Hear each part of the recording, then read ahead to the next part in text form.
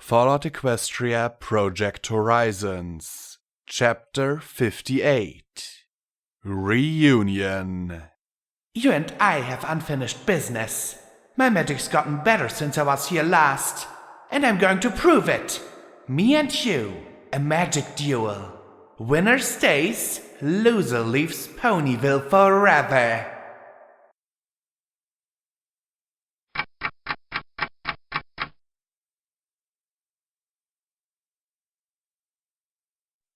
I never liked gravity.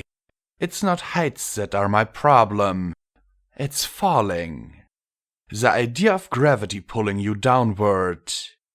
The sense that there was some force constantly clutching at you simply because it could. It didn't matter how hard you tried or what you wanted.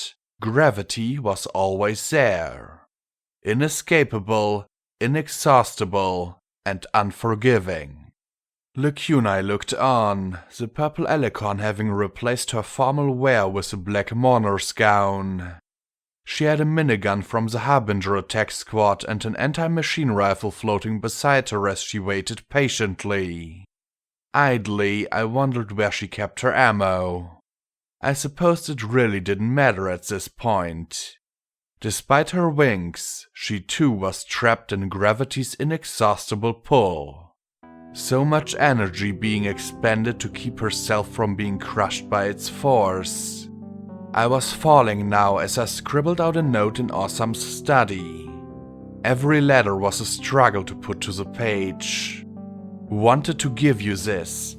Take Fleur and go home. Stop Lighthooves. Hope I see you again. Sorry if I don't. Talk to...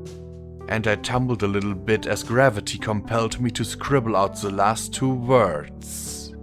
Love you, Blackjack. I just have to hope that they'd finish what I couldn't. Gravity told me to move. Gravity wanted me somewhere else. I told Gravity to fuck off as I looked to the page and scrawled in a trembling pen, P.S. Don't freak out. Last night was awesome. Give P21 a hug from... But that was all I was allowed. I wanted to add a PPS and a PPPPS, but if I did, Gravity would make me fall on my friends and kill them. Gravity was a bitch.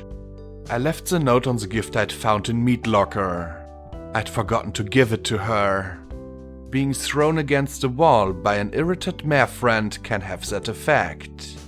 I struggled to stay there a few seconds more. My pip-bug lay beside it. No calling for help in a moment of lucidity. No navigation text to lead my friends to me. All very neat. I wanted to linger. Just a few seconds. But gravity tore me away and I turned to Lacuna. You can port me all the way to Mirai Pony? No. It will take several teleports and I will need assistance, she said in solemn tones. You will have to help me till we meet up with the others. I don't want to do this, I whimpered as I stood there. I looked at the pathetic note I'd scribbled and ached to stay just another instant, but I couldn't fight it anymore. Neither of us could. I know, Blackjack. I looked into her sad eyes and touched my horn to hers. Together, we triggered the spell, her magic supported by my own meager offering. Together, we disappeared.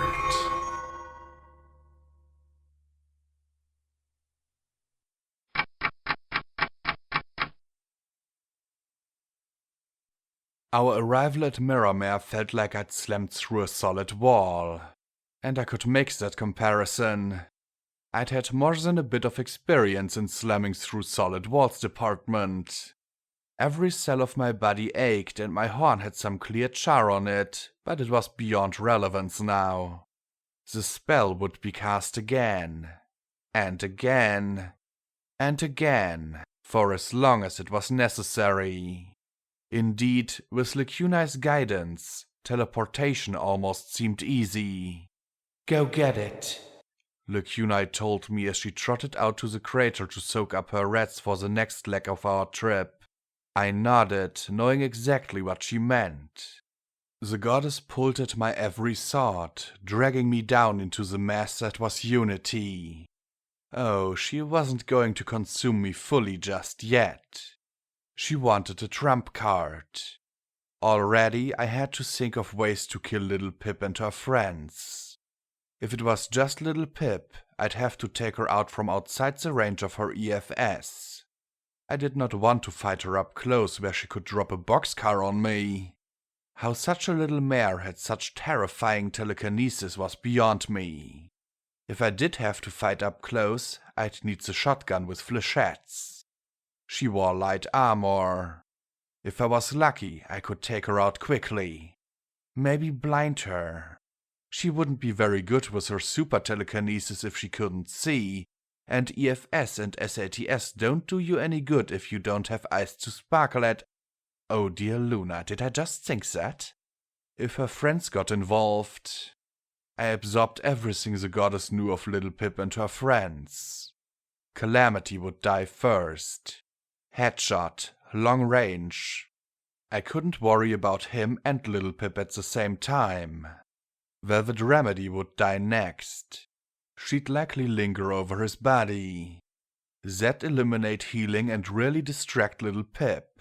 No matter how she denied it, there were still warm and sexy feelings associated with Velvet in her subconscious. Kill her friends and hurt her too badly to come at me thinking straight. Steel Hoofs would be risky. Oh, not killing him. Steel Ranger armor was tough, but all I had to do was teleport onto his back and cut his head off with a star metal sword. No, the problem was that that would put me in range of Little Pip and Zenith. Ultimately, magic bullets to the head would be my best bet for Little Pip. Zenith would probably kill me, but the goddess would be saved from whatever plot Little Pip hatched. I just needed one little thing. I walked into Mirrormare's admin building. I didn't need EFS to spot the squatters who'd moved in. A dozen or so emaciated ponies and 3 tough, scarred, and all-around battle-hardened griffins immediately roused themselves as I entered. From their leather gear and service rifles, I doubted there would be any kind of trouble to me. Hey, this is our place! Get out! One griffin female shouted as she rose. Then she took in just what she was talking to as my eyes locked onto hers. By the first egg, who the fuck are you? No pony you want to fuck with tonight, I answered. The force of the goddess was pushing me to end the 3. There was no future for the griffins, zebras, or dragons. Their extinction was unfortunate but inevitable. I thought back that they might be protecting the ponies, some contract arranged. The pressure eased.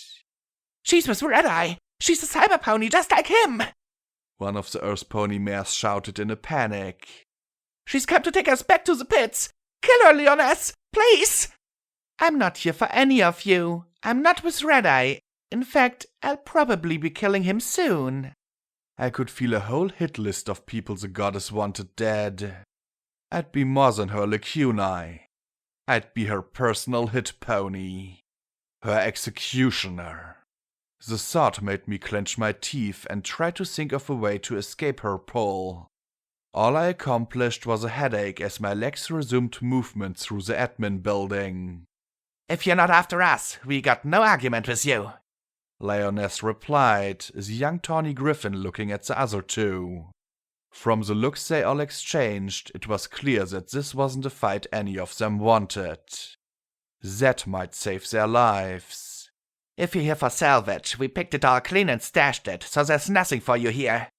Funny, I thought I picked it clean when I swept through here, I replied as I walked past towards the barracks.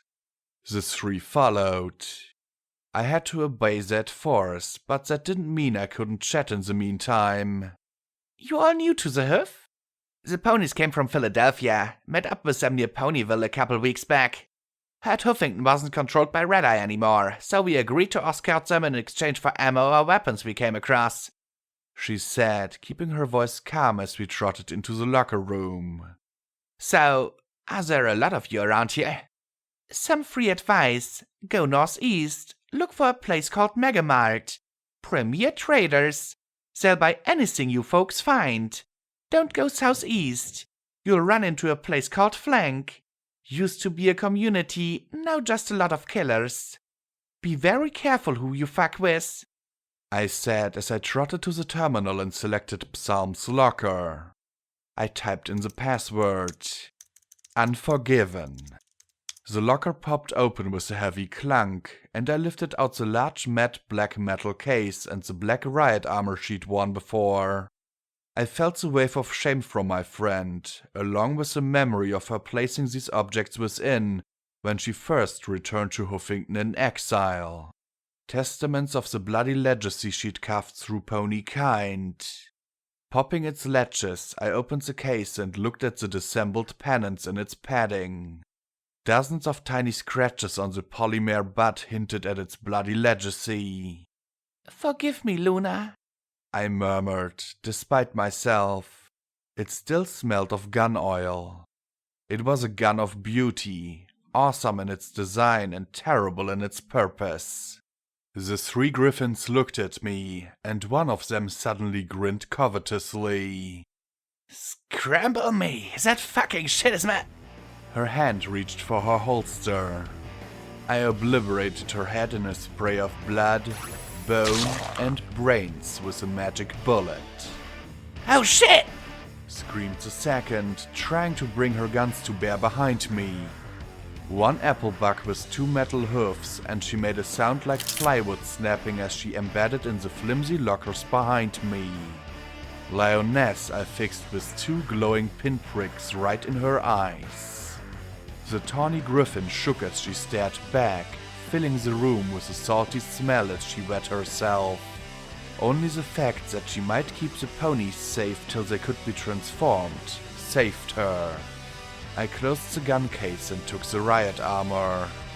Grace's alteration spell was fresh in my mind. I couldn't have cast it myself, but I was connected to the analytic genius of Mosaic and Gestalt. In a trice, the alterations had been made, and I pulled the black armor over my body. When the coat was in place, few ponies would guess I was augmented, but every pony would know I was bad news. No dragon killer rounds in the locker, unfortunately. I'd have to use normal anti-personnel and armor piercing against Little Pip. Closing the locker, I made my way to the door, leaving the bodies of the two griffins untouched. I think that unnerved Lioness even more. "If you really want my advice, though, get the fuck out of the hoof as fast as you can," I said calmly. "This place will fucking kill you." And I turned my back on her, walking out the way I came. The dozen ponies shrank back into the offices and barracks as I strode past. Who could blame them? The operative walked the wasteland once more. When I approached the balefire crater, Lacuna looked at me with profound regret. No, please. Don't do this to her. Don't make her into her antithesis. You are in no position to tell us to do anything. You are the trash bin, and you are starting to stink. Now make the next jump. The goddess replied contemptuously. No! Lacuna shouted, her eyes flaring bright purple. I won't! Dreadful silence filled Unity at those words. You what? The goddess replied, as if not understanding those two little words. I refuse! I will not obey! Lacuna shouted, sitting in the crater as she pressed her hoofs to the sides of her head. I am not your garbage bin! I am more!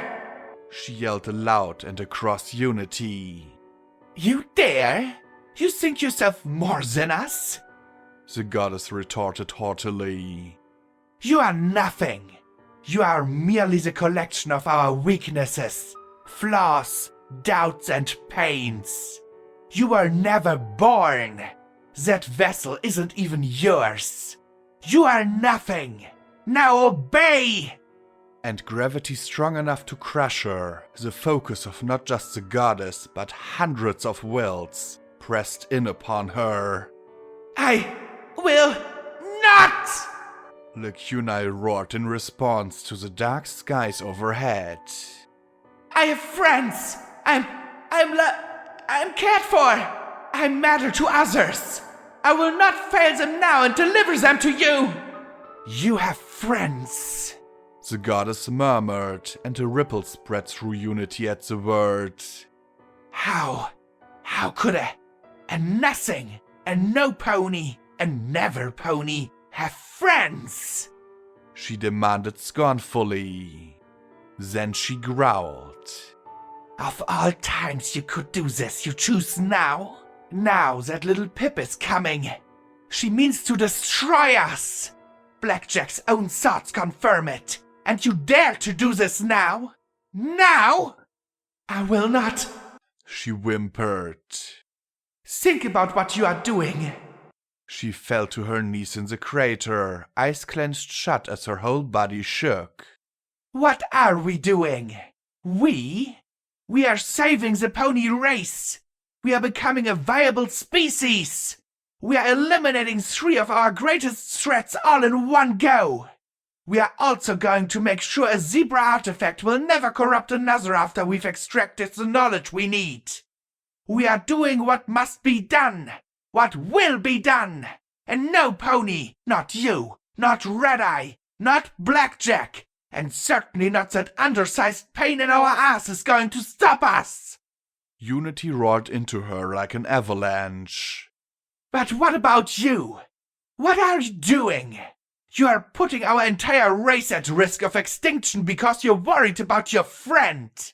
You are fighting our efforts to protect ourselves from Red Eye. For your friend. You are blind to threats to us out of concern for your friend. How can you be so short-sighted? How can you be so selfish? It was not rage that poured through the link, but disgust and contempt. If only we could execute you safely. Lacuna pressed her face to the glowing earth as she struggled against the gravity tearing her apart. Please. I backed into that raging collection of thoughts and voices. You had friends once. You had too. Twilight had friends. She had friends. Echoes and shadows of immaterial things long since past. The goddess replied coldly. Hurtful, wretched, terrible things. Do you know what friendship, love is? It's pain. Pain of loss. Every one of us had friends, family, and loved ones. Do you know what the grief of 1,000 ponies feels like? I do. That is why we created the Lacunae. That is why we need her. We couldn't stay sane if we had to feel that. But I do feel it! Lacunae wailed as she rose slowly to her hoofs. Every second of every day. Friendship, family, love. And Blackjack feels it. You might have stripped away the feeling and the memories, but they're still there. And if you felt them for 1 minute, then I know you'd realize what you've been. What we are is what we must be. Radiation and taint will only spread. We must adapt and survive. That was Mosaic and Gestalt's grand conclusion, and Twilight agrees. The goddess growled back. Do you think all of this was made despite Twilight's wishes?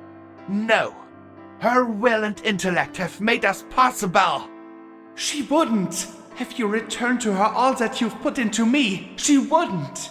And neither would you. Any of you. Lacunae wept as she turned about, as if appealing to a massive invisible audience. Take it back. Before you do this, take all of what you've put in me back. Then see what conclusions you reach. There is neither time nor a point to such an exercise. The goddess said gravely. We stripped away those thoughts and feelings decades ago. Only our children matter now, and you will stop behaving so immaturely and do as you are told. Lycunai swayed to and fro, staggering in circles. Finally, her eyes came to rest on mine. Tears poured down her cheeks as she whimpered. Sorry, Blackjack. I wanted to do better too. You did. I murmured as I bent my head as a goddess wanted. Gravity always won in the end. I could see our destination clearly. There were fundamentals of teleportation being dumped into my head to aid in the trip. I tried to project back my own memories and the feelings I'd gotten from Twilight, but they went no further than Lycunai. The goddess didn't want to feel, didn't want to remember the past. Our weeping eyes met as we touched our horns. Together, we channeled the spell and disappeared for our next destination, outside the hoof entirely. We reappeared on the tracks southwest of the city. This time I didn't land on my face, since Lycunai's own radiation-empowered body provided most of the energy. This was the first time I'd been out of the hoof while connected to Unity, and the difference was startling. Before, I'd only been aware of Lycunai and the omnipresent screaming note. Now, that scream was just a barely perceptible wail on the horizon, and in the clarity I could hear the individual whispers of dozens, even hundreds of minds. I knew them, and they knew me, and yet something was wrong. Okay, maybe I didn't have much of a right to judge the state of telepathic mass minds, but as I felt all those different intellects, there were so many and so little, like the two greens flying towards us. I knew that one had been an opportunistic scavenger who'd stumbled upon Mary Pony a century and a half ago. Yet he didn't even know his own name. He didn't want to know. He didn't even care. And his companion had grown up in a settlement, but that was all she knew. There were no faces of a mother and father. No games played, or friends. The memories she did retain were banal and functional things. How to fix leaky water pumps with scrap metal, and 25 different uses for duct tape. But when I pressed on who had taught her, there was only an empty gap. Hundreds of souls all humming in harmony, but it was a spiritless tune. All the more heartbreaking for what it could have been. Had they been bound in friendship, tapping into that elusive and powerful magic that transcended definition, the goddess would have been a goddess in reality. But now that I could see Unity directly, I saw how pitiful they were. Even if they were monstrous, they were still so very sad and small compared to their potential. And as soon as I was dipped, I would be just like them. Oh, there'd be an alicorn called Oubliette or something other oddly fitting name that had once been Blackjack's buddy. Maybe she'd still have her augmentations, but the real me would be another of those masses of voices around the goddess. I wouldn't remember my friends, but I wouldn't miss them either. And I wouldn't remember the bad things. Everything distressing or disruptive would be shoved into the new dumpster. Because, despite her threats, the goddess needed me. Others besides the Greens were coming. In the meantime, I had to find out what little Pip was up to and how to go about killing her. Because, while the goddess had dozens of technicians, scientists, scavengers, and even raiders, she had precious few heroes connected to her. The idea was alien, stupid, and even insane. The goddess literally could not put herself in little Pip's horseshoes and anticipate what she might do. In a rush, I was learning more about the stable. Oh, dear sweet Luna. They were the same pony? They hadn't been joking about that? How... I couldn't believe that a tiny, sweet, smart mare like her could be the strapping goddess of wasteland death. I'd just not think about it. Thank goodness. The goddess seemed to reply as I refocused on my job and on Little Pip's biography. How she'd gone after Velvet Remedy half out of lust and half out of a desperate need for a friend. How she'd met Calamity. How she'd dealt with the crushing realization that she and Velvet would never be. And how she'd met Homage. And oh, the things she'd done with Homage. Really, it made me wish I remembered the events of a few hours ago a lot more clearly. The goddess had my meager memories as well. The thing we did together at Red Eye's camp. Of course, I'd been half drunk the whole time and had no clue what Little Pip had actually gone there for, just that she'd done it. She'd needed... what? Information? It was no secret that Red Eye was trying to duplicate the events that created the goddess, but hadn't succeeded. Maybe he'd discovered a weakness and Little Pip had asked him about it. Or maybe she'd needed something from him. His balefire bomb? Could Little Pip actually talk him into surrendering it? Doubtful. Red Eye wasn't a hero. He'd never trust Little Pip. If he did give her something, it'd likely be a fake. How about help? An army? He had the soldiers to spare, but would they matter? Something from his stable? Some kind of tech that could be used against the goddess? What is she going to do? Came the constant pressing question from Unity. I don't know. I'm not a smart pony. You should have taken P21 and Glory. I countered, but I was already imagining it. Little Pip was smart. She'd try and hit the goddess in some way the goddess wouldn't see coming. Maybe she was going to dump those thousands and thousands of memory orbs that had been hidden under Shattered Hoof into the goddess. No clue what would happen. The goddess made sure she'd telekinetically repel anything small and round. The Black Book? Maybe she had some spell to affect the souls in Unity? That was pondered gravely. What if Little Pip could extract the goddess's soul from Unity and bind it in a soul jar? Or an even more powerful spell? Twilight recalled the zebra lore of a star falling on Equestria. Perhaps that?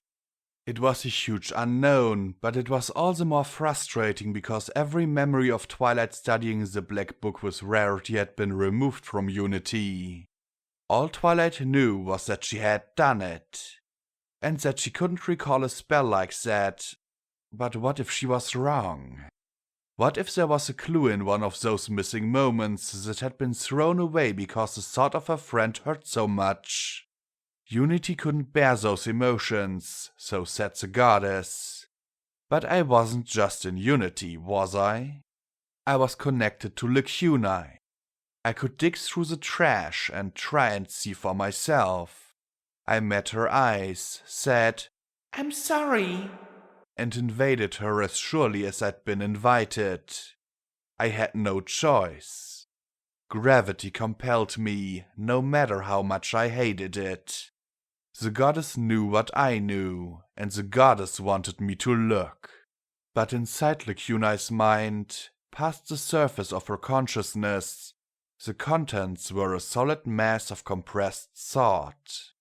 There was no organization or cataloging, simply presence.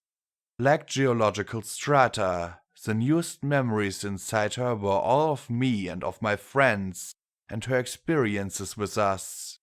Worse, the merest digging shifted psychological structures that even the goddess didn't fully understand. She'd overfilled Lacunae, pressurized her with so much that even this minor disturbance threatened a chaotic reaction. The act, ironically enough, was like digging through colored stones tagged with cutie marks. The memories had condensed like they crystallized like amber. Many had no identification at all, lost to Unity's member for all time. but I could find interesting stones of purple with Twilight's cutie mark upon them.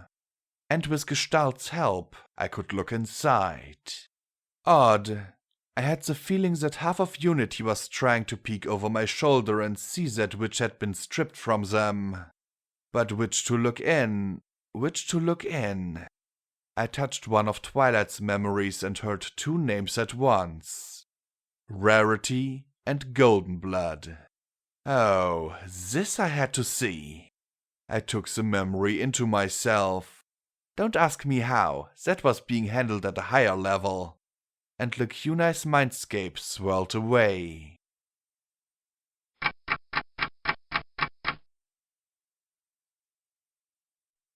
I found myself in a sumptuous hallway, approaching a door emblazoned with 3 rhomboid blue gems. No further title was needed. I shifted the scrolls in my bags. Only an hour, and all of it would probably be spent working on new MAS recruitment slogans. Then it would be time to go back to Manhattan and finish a report for the princess. Time. There just wasn't enough of it. Not enough time with Spike. Not enough time with my friends. Not even enough time with my magic. When was the last time I did an all-night book trawl of Starsworld's spells? Or even just read a book because I wanted to read it. I walked up and was about to knock when I heard the familiar, rusty voice. You must have something, Rarity. You always have something. I froze, my hoof an inch from the door. Eavesdropping was horribly rude, but this was Golden Blood. He was up to something. He should have an oil slick for a cutie mark. Why would he be meeting with Rarity? I turned and pressed my ear to the door. Golden Blood, darling, you make it sound as if I'm collecting books on zebra lore. Rarity's voice barely penetrated, but I could hear the poisoned sarcasm of the words. I know you haven't turned over all the writing on zebra magic to Twilight. Golden Blood countered. Especially critical tomes you keep on your person. He added archly. We have a deal, Golden Blood. I keep your dirty laundry out of the press and history books, and you don't harass me. Rarity countered. The confiscation of tomes and texts that are hazardous to the war effort falls under my jurisdiction, and I take my ministry responsibilities seriously. If you could just give me an hour or 2 with it, then I'd be satisfied. Golden Blood said forcefully, before collapsing into a fit of coughing. Perhaps you should have thought about asking before sending your little black assassin to steal it. Rarity replied coldly. You're lucky I didn't turn her over to Pinkie Pie. Most of what you seek isn't here anyway. All copies are erased, and the originals are archived outside Canterlot. I keep all those unpleasant things in Huffington. Please? Golden Blood rasped. Please, I need to know. There are things happening. Things that only the zebras know. I need to read about the disaster that befell their people long ago. How did they call down the star? Was it one or several? What were the effects afterwards? I must know! Calling down stars? That sounded serious. Mega spell serious. Rarity didn't answer immediately. Is this professional or personal? Rarity asked pointedly. Now it was Golden Blood's turn to pause before he answered. It's personal. This is something outside the OIA. This is something I have to know. Rarity didn't answer immediately. Very well. I won't lend you my primary source. I didn't even give it to Twilight. But I will give you a few hours of access in return for a favor. Pinkie Pie has been sniffing around my projects. I'd appreciate it if you could do something nefarious to distract her. Perhaps skulk about Manhattan in a black cape and top hat. Oh, and you simply must add a mustache to twirl. She'll be following you in seconds. I'll consider it, but I think a word to Quartz might be more effective. Then he paused and added, Thank you, Rarity. he replied in obvious relief. I'm sorry. He said a moment later. I beg pardon? Sorry for everything. For your friends. Everything. He muttered something I couldn't hear and then let out something that sounded almost like a sob. It's one thing to plan, it's quite another to execute. Golden Blood, what's going on? Rarity asked, now with real concern. Is this about Horst taking your position at the OIA? No, Rarity. Goldenblood choked. I think I made a mistake. And then I made mistakes to deal with my mistake. And now, Rarity, I think something's gone horribly wrong and I don't know how to fix it. What is it? Tell me. Perhaps I can help. Rarity said generously. I know something about mistakes. Something I just want to trot up to Luna and tell her to take this ministry and do something unladylike and anatomically uncomfortable with it. If it weren't for my friends loving every minute of it. There was a long pause in response. Thank you, Rarity, but this was my mistake. I'm the one who has to clean it up. Please, excuse me. There was an implosion of air and a faint flash under the door. I backed up and chewed my lip. What to say? Admit that I was spying on my friend? Accuse her of holding secrets?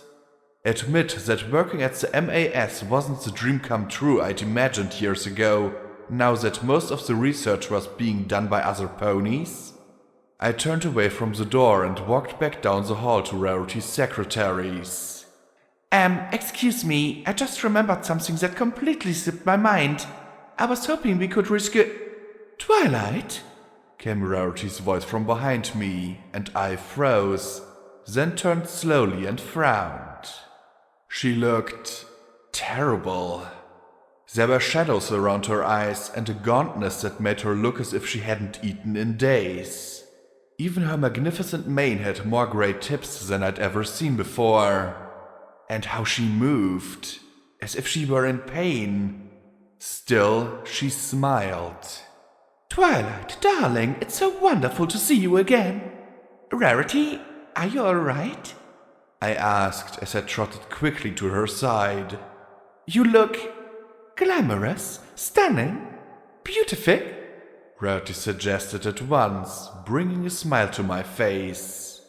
Old, actually, I answered honestly. She slumped a little and gave a small, indulgent smile. Twilight, I really do need to loan you a copy of Principles of Proper Pony Speech. Her smile faded, replaced by a look of clear fatigue. Actually, I'm just a little tired after my latest creation, she said as she stared back towards the office. You're still making dresses, even while running your ministry? I said, both impressed and a touch envious as I followed her inside. I caught her sliding a drawer closed as she walked behind the desk. No, I wanted to. Well, branch out a little as it were, she said as she lifted a purple and pink box wrapped in star-printed ribbon and set it on the desk before me. These are for you, Twilight. I cocked my head, feeling something was off about this gift, but not in a bad way. Carefully, I tucked the ribbon, undid the bow, and then started to pull up the tape Rarity was giving me the look that means that now wasn't the time to save wrapping paper. I ripped it right off at once and opened the box inside. I tucked the paper free and there we were. All 6 of us together like when we were young, before this horrible mess had occurred. And there was Pinkie Pie, and she looked happy and free. And Rainbow Dash grinning confidently, and Applejack mid-buck. And was that me? Was that really how I used to look? I pulled out the tiny figurine. It felt warm.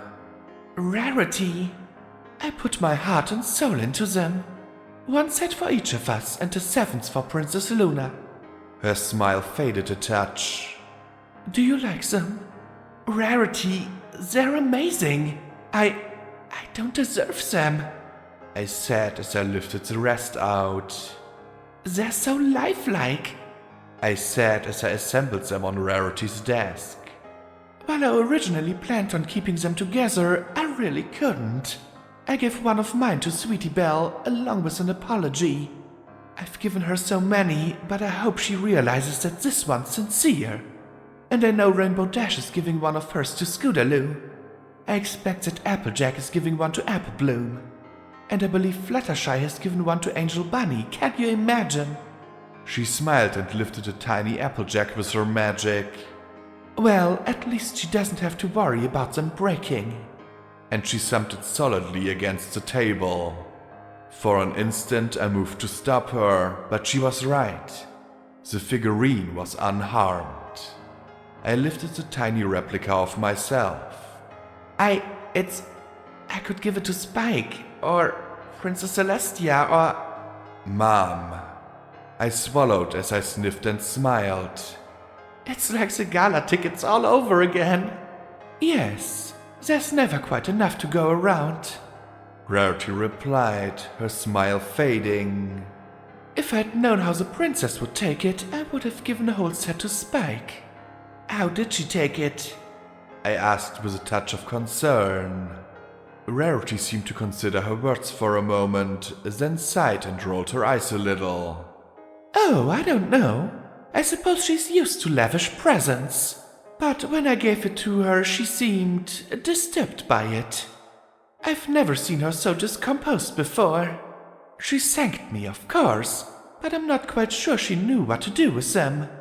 I suppose it'll end up on a shelf somewhere.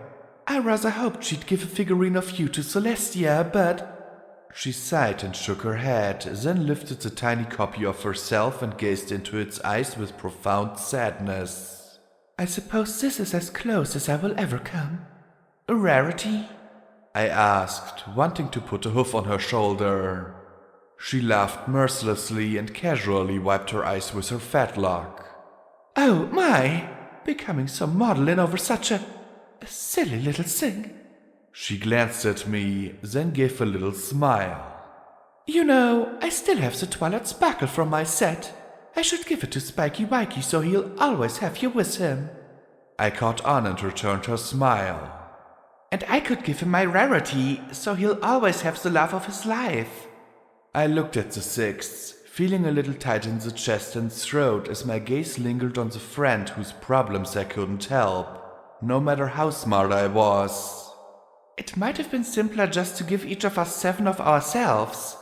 Then we could just give them to those people we cared about. I considered that. Rarity murmured, but so softly that I looked over and saw her face shielded by her mane. Then she gave a little sniff. I did, but I wanted each of us to remember our friends as we used to be, not as we are today. She tried to wipe away her tears behind the veil of her mane, but couldn't hide the sickness in her throat as well. He was right. It all seems to have gone horribly wrong, doesn't it? Rarity? I asked gently, putting a hoof on her shoulder. Should I bring up what I'd overheard? But then it was too late as she broke down, sobbing, pushing her face into my shoulder as she clung to me, trembling. Great hot tears spilled down my neck as she clung to me. I was supposed to be a fashionista. I wanted to design things for other ponies. Not micromanage and direct others and pretend like all this is important to me. She flailed a hoof at the sumptuously decorated office. Managing Luna's image, confiscating books, authorizing press releases. I was to have a handsome husband and a foal that I could spoil absolutely rotten at the boutique for Canterlot's finest. That was what my life was supposed to be. But you and Fluttershy and Pinkie Pie. Oh, Pinkie Pie! She wailed and shook her head. How did it come to this? Where did it all go so wrong? She asked as she pulled back and looked at me with a devastated gaze. I don't know, I whispered as I stared straight ahead. Tears of my own ran down my cheeks. I don't know anymore. I look back these 10 years and it just feels empty. Like everything we've been through, anything good, has been sifted away. I go to bed and I feel like some pony should be there with me, but he's not there. And I don't even know who he is. And that I'm supposed to have more, but it's not there either. Like everything that I'm supposed to cherish is just smoke, and the things that should matter aren't there anymore. But we have to do it. Rarity whispered, guilty and ashamed. It was like Rainbow Dash said. There's so many ponies fighting and dying for us that we have to give back to them. We owe Equestria and Applejack. It's not just other ponies fighting, it's family. I thought of Big Macintosh, and that huge gulf threatened to consume me. I had a precious few moments of the Red Stallion before the war, but that was it.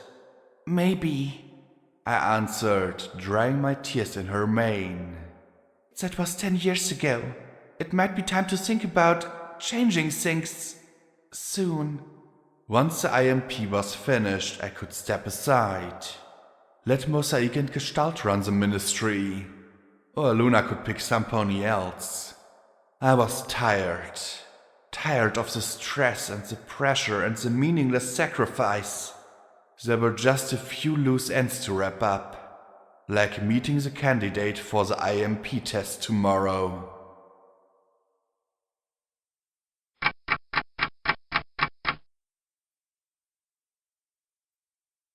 Enough! The goddess snapped, breaking me out of my reverie. 3 more alicorns, a blue and 2 greens, had joined us. There'd be more at the next destination, I knew.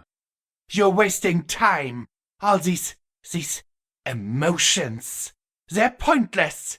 You need to focus on eliminating Little Pip. I shared Twilight's tears. She hadn't known the life that could have been. That should have been. What would Twilight have ended up as if she hadn't accepted Luna's offer? Wizard? Princess? Wife? What about Applejack or Rainbow Dash? Or poor Pinkie Pie? Would Fluttershy have committed high treason if she'd never been put in a position where she could do so?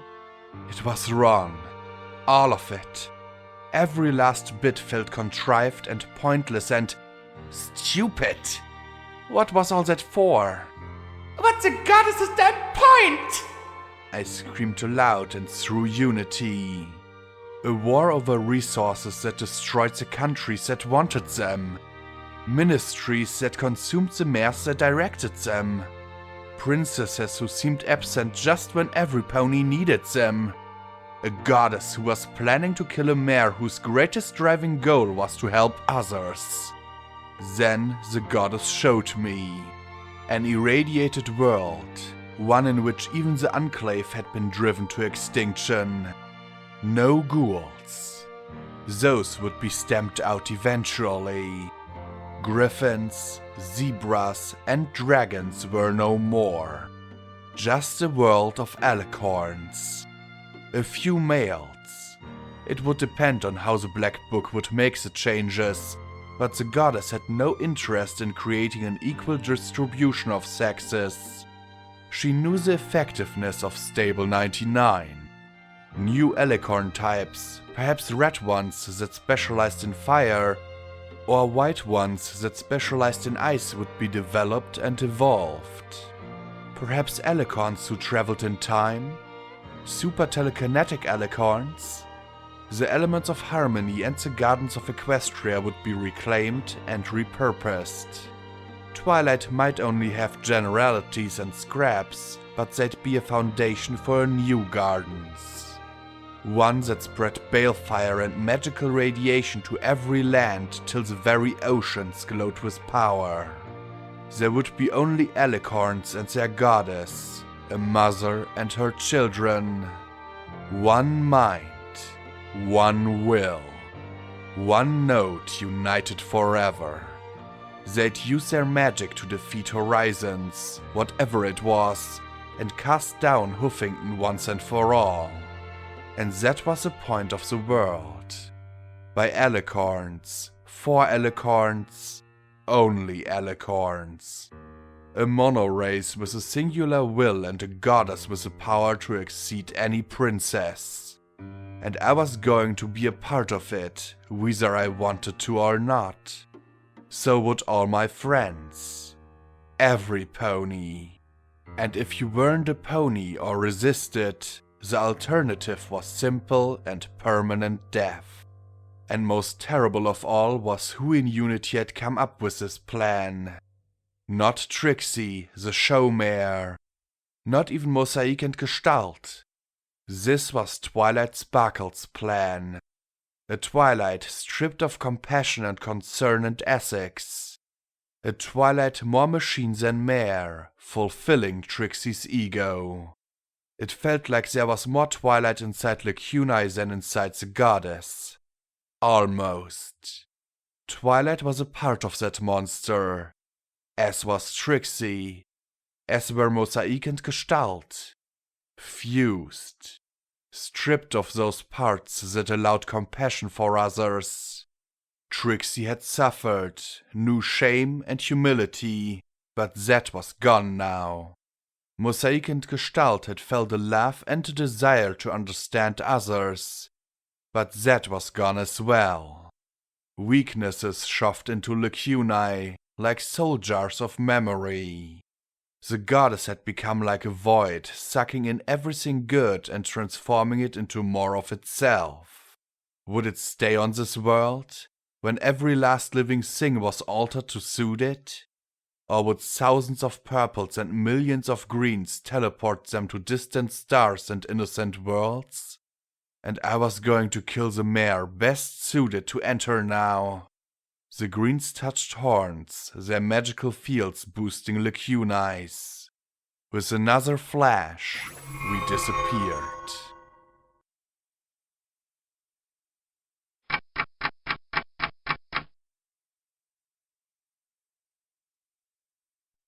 There were a half-dozen more alicorns at our destination. An old train switch yard. In the distance was some large structure with hundreds of mirrors. Aside from some gutted concrete storage buildings and some rusted train cars, there was nothing of interest here. Little Pip had entered the crater. I had to hurry. There was no more time for delays. There were no signs of her friends. Both they and Red-Eye had pulled back. Did Red-Eye know what was going on? Her spies hadn't learned it. If so, it meant only Red-Eye himself knew. Little Pip and Red-Eye in collusion. The possibilities made gravity crush in on me as a green brought a Pip-Bug from Philadelphia and began to wire it into the hole in my leg. She'd once been a father and a stable technician. Beyond that, she didn't matter.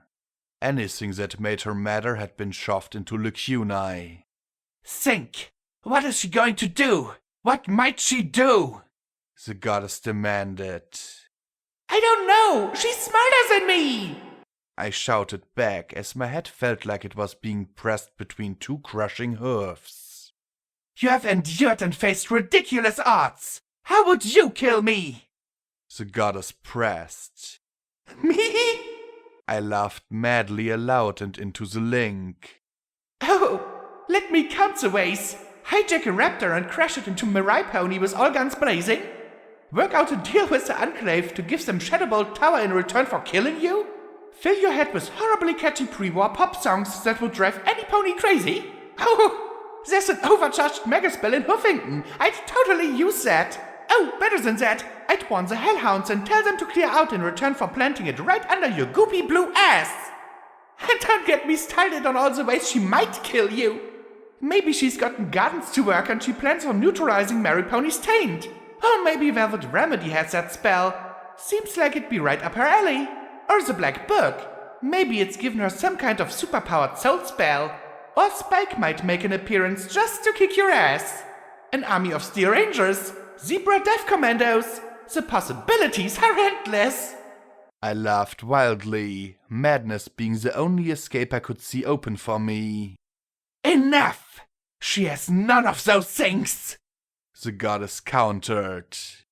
Oh, but you don't know, do you? I retorted at once as the green finished connecting the pip back to my systems. I was forced to chow down on some gems, but that didn't silence my mind. You know she planned to remove those memories of me, but you don't know. You can't even imagine what she might have up her pip-back sleeve. New possibilities of deceit bloomed in my mind as the goddess imparted all she knew about little Pip. Maybe she found some severed greens in Canterlot and they're going to help her lift the whole Marai Pony building and shove it into the sinkhole. You don't know. I swallowed and laughed even louder. And what's so pathetic is that you brought me, the stupidest damn pony in the wasteland, to help. How dumb does it make... Enough! The goddess yelled as I collapsed and started to convulse.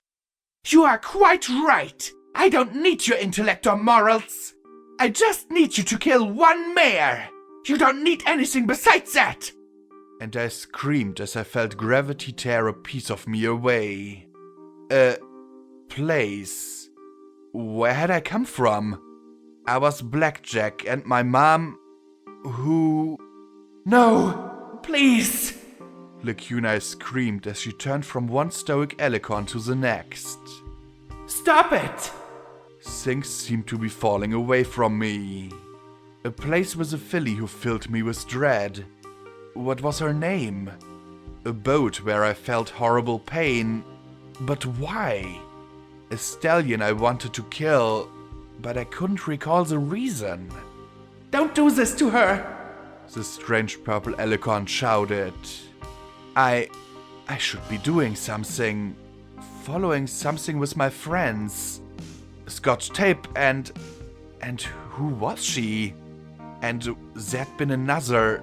I could see them for an instant. A blue stallion and a grey Pegasus. They were frustrated with me, amused by me. I loved them. I loved who? An echo whispered in my mind.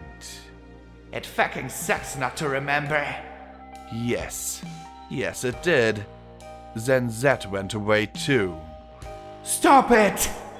The aberrant Elikon screamed as she lifted the two guns. Crude weapons.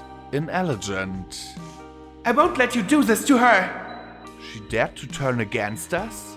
To fight us? To betray her own? The motors began to whir on the minigun as the anti-machine rifle loaded around into the chamber. Madness, I said calmly. Gravity directed, universal and inescapable. Do not kill. Disable. I brought up SATS and queued 4 magical bullets, boosted by 4 greens. Limbs and wings. She would survive that. 81% probability. I activated the spell, the bullets blasting with the ferocity of our unity at the aberrant. Why didn't matter. Do. Unfortunately, the aberrant disappeared in a purple flash. We were working to bring the aberration into line. The recent additions had caused her to slip free. Where? I knew, but we could not act in the half-second of time we had. The anti-machine round blasted right through the skull of the purple beside me from directly above.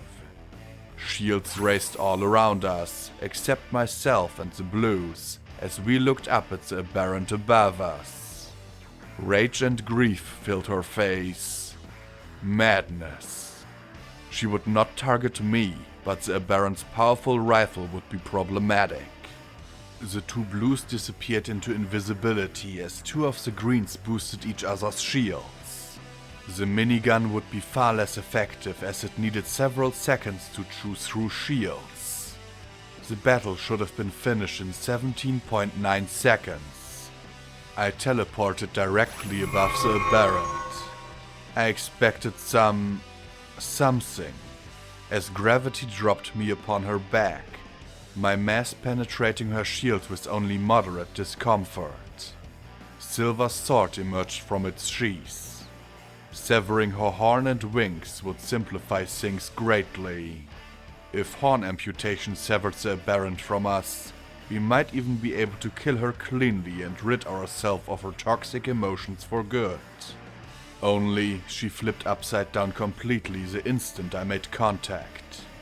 I tried to flap my wings, but I was an aberrant as well. Heavy. I passed through the bottom of her shield with an electric crackle and slammed into the muddy ground.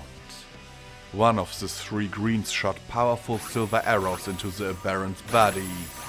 The blues would move to ambush her. Already they were flanking, and with their shields down, there was nothing to betray them while I recovered from the impact. The aberrant swore impotently as she sprayed wildly about her. Futile. Madness. The madness of every pony outside Unity.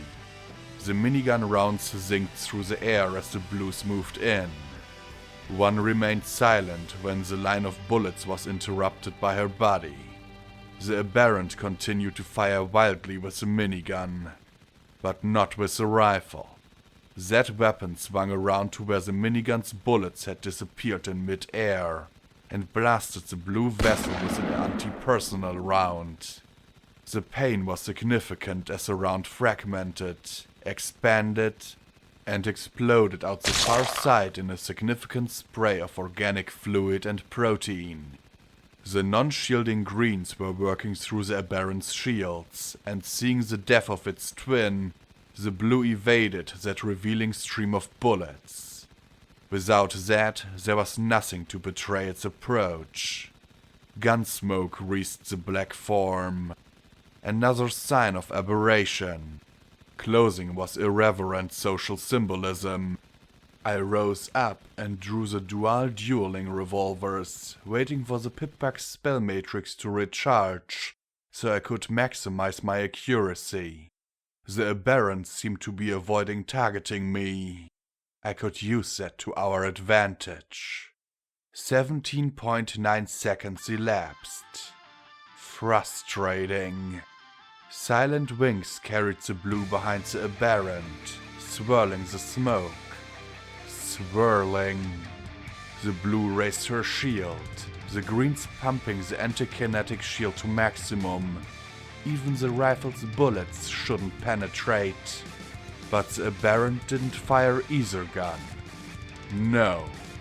Instead she bit hard on the barrel, the metal burning her mouth as she swung with both muscle and telekinesis, slamming the heavy butt with incredible force. The slow, heavy mass, relative to a bullet, pierced the shield anticipating far higher velocities, and the butt crashed hard upside the blue's head. She screamed instinctively, but that just allowed the second return swing to crash right against her temple. Her shield flickered as focus was lost, and it broke completely when the final blow smashed her skull and sent the other blue crashing down. The aberrant had taken severe damage though. Her shield had fallen, and that black garment was spotted with a dozen bleeding wounds. A few more and she should be exhausted enough to disable. The greens prepared another barrage as 2 focused on shields and 2 on the magic arrows that streaked after her. The aberrant was saying the word blackjack over and over again. But what relevance a gambling card game played I couldn't imagine. With her shield down, she was taking shelter behind one of the rusted boxcars. Reinforcements were minutes away, but we didn't have minutes to waste with the aberrant. I had her on my EFS. The red bar stood out. She hadn't teleported away. Knowing she wouldn't attack me directly, I darted around behind the boxcar. Nothing. I turned to face the car, frowning. Where did the aberrant... 2 booms erupted through the metal of the boxcar. The shots were wide. I was correct. The aberrant had a critical weakness to this shell. I jumped inside and rolled, but the aberrant seemed to anticipate me, as she jumped back atop me. Stop it, Blackjack! Fight her! Fight! I didn't understand what she meant, and I didn't care. I brought the sword around. Not towards her, but the anti-machine rifle that had been so devastating. The star metal edge cut through the weapon's barrel, rendering it useless. The greens moved to either side of the boxcar as I swung the weapon at her horn, but she parried with the ruined bed, twisting the weapon to prevent the edge from simply slicing through it as well. The black dress ripped off her purple body. Perhaps a sign she was returning to the guidance of unity? No.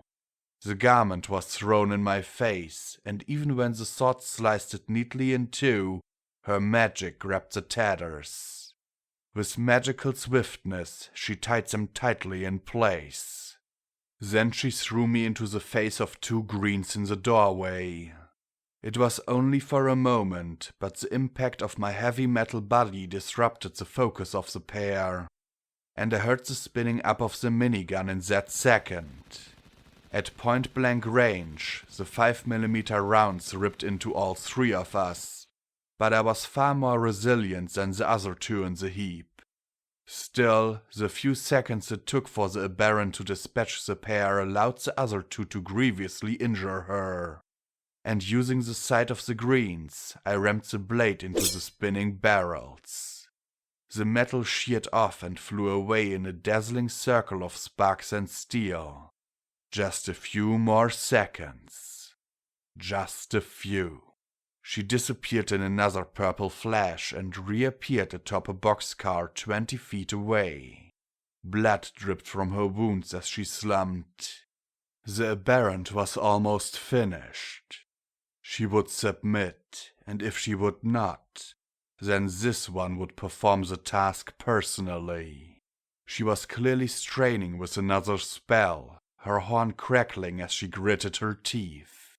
Perhaps an attempt to teleport away?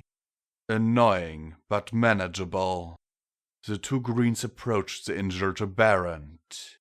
Then she disappeared, and the source of her strain was evident. The boxcar had disappeared too. I suddenly felt a sense of déjà vu. The car crashed down upon the remaining pair of greens with a squeal of broken metal. I sliced the cloth tied to my head carefully and caught sight of the Aberrant falling limply from the top of the crushed boxcar. The pair had gotten their shields up in time, but it takes them a while to disentangle themselves from the wreckage. The Aberrant's horn was blackened along its entire length to her face, and it still gave wild sparks from being overtaxed. Slowly I approached, pistols and sword ready. She opened one pain-filled eye and said, "You idiot! Don't you get it? She's worthless like this!" That was true. Resilience aside, this body lacked something. It would have to be... Oh, goddess! I breathed as I stared down at Lacuni's broken body. Oh, no, no, no, no, no, no! I collapsed at her side and held her close, shaking as I wept. The pieces that had been removed from me were back, and more. I now knew what unity was like. Perhaps my tenure in the group mind might be a little different, but not by much. I'd be hollow, cold, dead in the ways that mattered. I bowed over her, cradling her as more Alicorns teleported in around us. Why didn't you just kill me? I'd rather you'd done that. I whimpered like a filly as I held her. I felt like I was being dragged back to the seahorse. Only worse. At least then I could have died. "You don't kill your friends, Blackjack," she replied with a pained smile, and I looked into my friend's eyes, and I knew why. I could see it glowing in the middle of that jumbled mess of memories. The one true thing that was Lacuni's and only hers. Hope. Hope that she could delay long enough for little Pip to defeat the goddess. Hope that, somehow, I'd be free. It was small and pitiful and so beautiful. Give me a healing spell! I demanded of Unity as I held Lecunai's bloody body. Already make it. The goddess began, but I pressed sacrifice against my head and duty against Lecunai's. I wouldn't leave her with the goddess. I felt like I was in Flash Industries once more, fighting with all my will against gravity. Really? The goddess asked, sounding skeptical and disappointed. Heals, now, or I'll blow my brains out and laugh at you from the afterlife as Little Pip kills you! I'll even get a special spot in hell ready just for you! I hissed, my muscles shaking as I kept all my focus on the trigger. I think, like this, Glory would forgive me for breaking my promise to her. The dropped boxcar rocked as the two greens telekinetically heaved it off themselves. They approached slowly with the others, forming a ring around us. I could feel the goddess calculating. Did she need me? Would it be better just to let us die? Some part of the goddess decided to sliver in my favor. Their horns glowed in unison. The goddess wasn't going to trust me with a spell. Carefully, they healed most of her injuries as I watched. Only when she stood did my resolve crack and I yielded to gravity once more.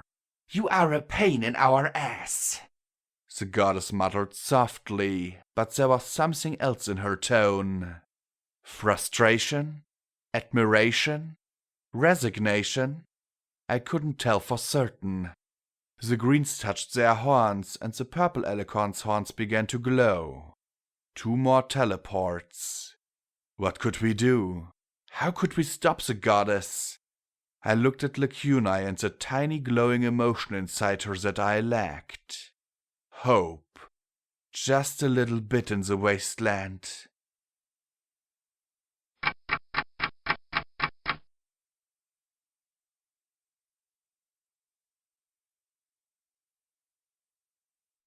Lecunai's delay had bought Little Pip a few minutes.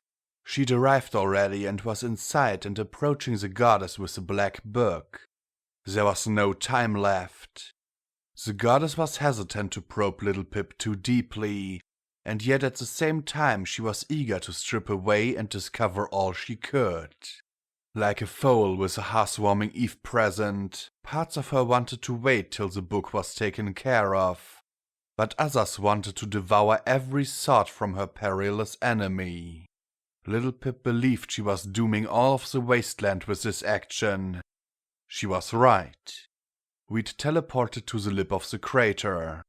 I'd take care of her from here. Under cover, I immediately unpacked penance and began the exacting assembly of the weapon. Even if I wanted to foul it somehow, I couldn't. Gravity wouldn't let me. Even after 2 centuries, the rifle fit together perfectly, one piece into another. It was a work of art, terrible and awesome all at once. I carefully slid the scope into position, then tightened the screws to exactly the right tension. And the icing on the cake? The small black container marked MAS/MWT/OIA, EBP number 12, which had also lain in Mary Pony's research facilities for 2 centuries. Within was a .50 caliber round of black diamond carefully etched with magic glyphs. A wonderful application of bypass magic. A bullet, magically precise, that would ignore stone and steel and impact flash. According to classified notes discovered in the facility, number 8 and number 9 had performed marvelously. The goddess felt a smug glow at withholding this treasure from Red-Eye. I slid the round home and I lay out on my stomach. I had Psalm in me, her training and her habits, and I had my own precise control of my telekinesis. As the chamber closed and locked, a cold shiver ran through me. Time to kill Little Pip. I raised the rifle and stared. The magical scope made the stone, wires, piping, and rebar disappear in a cylinder along the path. It took me almost a minute to find little Pip. It was like peering down a straw, a magical straw that could see through walls. My horn turned a little dial back and forth, moving in and out of the structure as I swept the weapon back and forth. Then she appeared, the tiny, brave mare approaching the vats. Saddlebags floating beside her. The black book was in there. The goddess had skimmed that fact. But what if her friends had tricked her? What if there was a Magispell targeting talisman inside? Little Pip was talking. Stalling. For what? The goddess couldn't tell. I couldn't. Little Pip was talking about weather control and how it mattered to some pony else. I settled the crosshairs on Little Pip's pretty little temple. The goddess could kill her without warning, with but a thought. Little Pip didn't have any pinky sense to warn her. Smugness rose up in Unity. The insecurity of it made me gag. Supreme telepathic and telekinetic powers and an army of minions, and she still wanted an ace in the hole. Because she knew that Little Pip would try something, and she knew I might guess what it was. The goddess was racking her memories for everything she knew about weather control, and how it could endanger her. Flash floods, lightning, even tornadoes wouldn't be able to do much to the massive structure, even damaged as it was. Still, there were giant gaps in the topic of weather control spells. Had Twilight ever worked with Rainbow Dash on them? The goddess didn't know. She would, though. Now that she had every pony under control and Little Pip hopeless and defeated, she luxuriated over her enemy. The power. The ability to do as she wished. She was a goddess. No pony had this power. She wanted the sensation to last a little longer. Little Pip was stalling, waiting for her friends, no doubt. But I could see, and through me the goddess could see, that her friends had abandoned her. Calamity wasn't sneaking through the ducts. Steelhoofs wasn't charging to the rescue.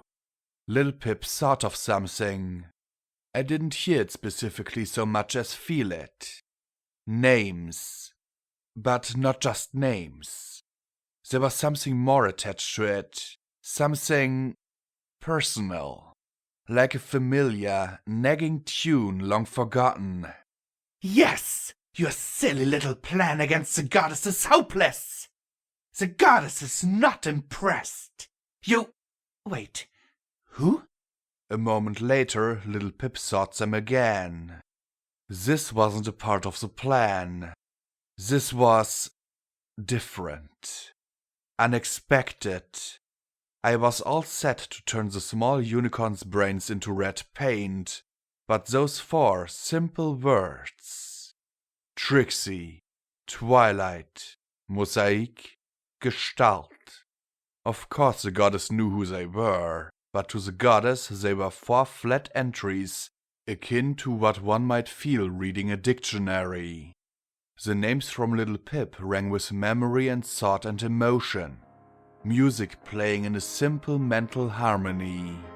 As Little Pip remembered what she'd viewed in the star orb, the melody began to grow. Feelings that hadn't been scraped off into lacunae began to resonate as we watched Trixie getting a second chance from Twilight. And the other memories. The fall of Canterlot and Rarity touching the hold window tore through Unity like a fresh wound, aching with the image of the unicorn skeleton with her hoof melted to the glass. My aim wavered as tears obscured my vision a touch. Applejack losing the love of her life. Pinkie Pie quitting her ministry? Pinkie Pie, the true Pinkie, talking to herself? It was like an earthquake rolling through Unity. Yet the goddess, perhaps not having felt so much patience in so long, hesitated to shove it all away. No, not hesitating. She was trying to do exactly that. But Lacunai was full, and unlike myself, little Pip wasn't in unity. The memories and emotions kept rolling out. I don't know how long I was there. An hour? 2? 3? Even my horn gave out, and I just lay there, hoping this was a plan. Maybe little Pip would get through to the goddess. Maybe, just maybe, this was a plan. But as I lay there, the clouds high above parted and... No. It wasn't the clouds parting. It was the clouds descending. A colossal, swirling grey machine of death. It hovered far above, tornadoes seeming to curl around the powerful engines propelling the machine. Before it, dropping down towards the valley, were 4 immense raptors. Their engines filled the air with a ghostly whisper that made my mane stick up. So, that's a real thunderhead. As impressive a machine of war as it was, it seemed to be keeping its distance high and away from the facility. Triumphant, a Pegasus within Unity identified. The Enclave leadership were here to mark this momentous event. More than just dangerous, the machine appeared... gaudy. Its metal spire tips and twirling propeller blades gleamed with gold, and the massive curve of its body was decorated in swooping, curling designs. From its position miles away, I wondered if it was staying high out of aloofness or caution. Then again, it would probably annihilate me from there anyway. From the raptors dropped small teams of power-armored Pegasi, then whole wings flying in glorious and impressive formation. It certainly looked intimidating. They were greeted with a grand sight of hundreds of alicorns arranged in a band of green, blue, and purple. Perhaps all of them. Beneath the wings of power armor, small Pegasus camera teams flew about, capturing the glorious sight. A new age for the Enclave, I supposed. A team flew by me, no doubt intrigued by the odd unicorn and her gun. Who's that? They asked, half accusingly and half questioningly. An illusion hid my rifle from view immediately. Blackjack, Lacunai said, before gravity crashed down upon her to be silent. She's the security mayor of Huffington. She gasped through the pain. No pony for you to concern yourself with. A pair of greens replied to the camera teams in unison. She serves the goddess. They looked at each other, then touched the sides of their helmets, no doubt receiving orders. Together they flew away. Little Pip had succeeded in stalling the goddess. Now what? The goddess had hoped to have the black book and little Pip dealt with before Harbinger's arrival. Enough of that memory! It is not important! The goddess thought as she tried to actually deal with the real feelings rather than shove them away. Lacunai could barely stand as the goddess tried to force him into a vessel that would not hold more. She was so overwhelmed and off balance that she missed little Pip's stunned thoughts initially. Harbinger was approaching. No doubt his escorts would film every second of this exchange. She should be getting ready. She'd had a whole speech prepared about a glorious new beginning for Enclave and Alicorn alike. Finally, though, the goddess latched onto 2 words in little Pip's mind. Balefire bomb. Like dominoes, the missing pieces fell into place. The meeting with Red Eye had been for the one thing the goddess had been sure he'd never part with. The Balefire bomb. How had little Pip talked? But it didn't matter. She had. The bomb had been small and portable. But how had she gotten it inside? Stealth cloaks. But that was impossible. Any pony foolish enough to enter would be... Any pony. The zebra! The goddess gasped as she put two and two together along with little Pip. Zenith, in the cloak, could evade even the hellhounds beneath Mary Pony. Little Pip was running. Harbinger was here and beginning to blather on about something the goddess could care nothing about. I returned the rifled sight to little Pip as she backed into Harbinger. I could kill her now, and good riddance. The goddess had to find that bomb. In a rainbow cloud, the ring of alicorns began to fly towards the building. No doubt dozens, perhaps hundreds would die to the hellhounds. How could little Pip have endangered them as well? She was more ruthless than I, clearly. I rested the crosshairs right between little Pip's eyes. The rifle's magic would make sure she died. Then I would join the search. But something was amiss. Something wrong. I was playing my role, as were we all. Only one part of the goddess wasn't. The garbage dump. The lingering, teasing melody of those four names and the emotions associated with them played in the back of the goddess's mind. A splinter of the hive mind. Perhaps you know something, the goddess said after a moment's hesitation. Some schematic, some spell, something about balefire. I suppose it wouldn't hurt to look, she said, and Lacuna groaned as the goddess's will picked through the countless memories deposited within her. No time for the goddess to use me as a filter. Distantly, I could hear Twilight Sparkle's voice as the goddess retrieved the memory. It wasn't quite like a memory orb. Instead, I saw a ghostly shadow of Twilight and Rainbow Dash inside the goddess. It isn't a natural explosion.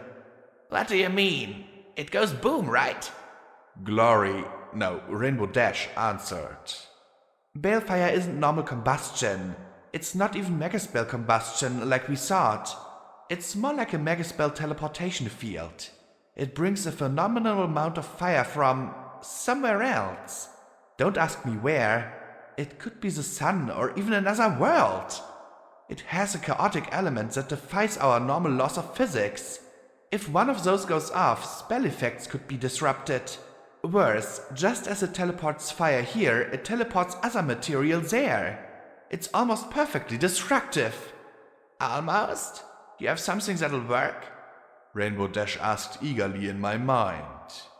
Work is relative. I think I can modify Shining Armor's shield spell though. With some fiddling, we might be able to protect critical ministry buildings from harm. Power is going to be an issue. The ghost images faded, but with that memory, the simple tune Little Pip began deepened. Shining Armor and Rainbow Dash's notes joined as those emotions were renewed. Perhaps some more. Something that will help us. I heard Princess Celestia's voice. No, I think that Mosaic and Gestalt are incredibly gifted ponies, and I'd be honored to accept them at my school. I saw Celestia addressing two shabby-looking green earth ponies. The couple looked like they had been wastelanders. A pair of identical green fillies hid behind them. The father said in a worried voice, "Are you sure?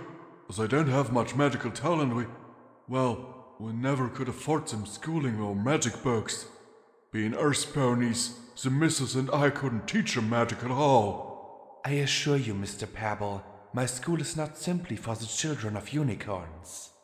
I think that, with their talent, your children will excel at my school for gifted unicorns. Celestia said, and the twin notes of Mosaic and Gestalt thrummed with new life. The goddess scoffed as the images faded away. What was that? I said to find some useful memory, not sentimental nostalgia.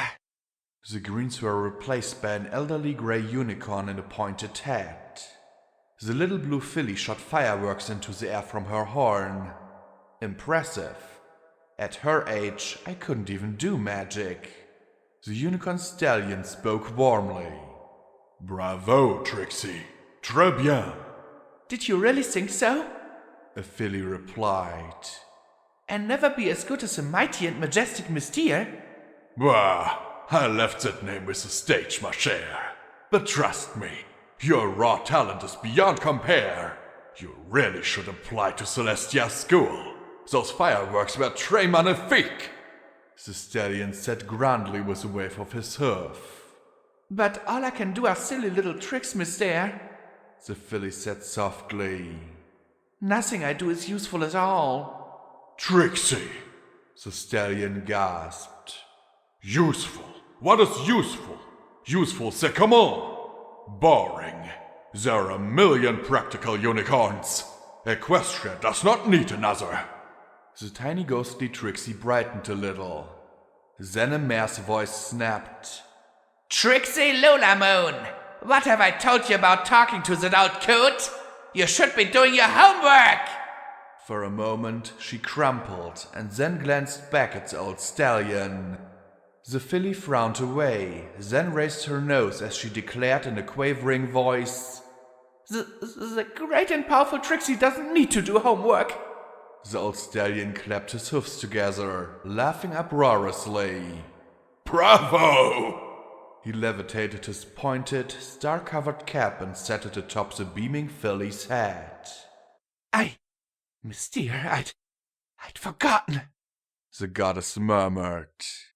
Then it was like breaching flood as memories began to flow back into the goddess.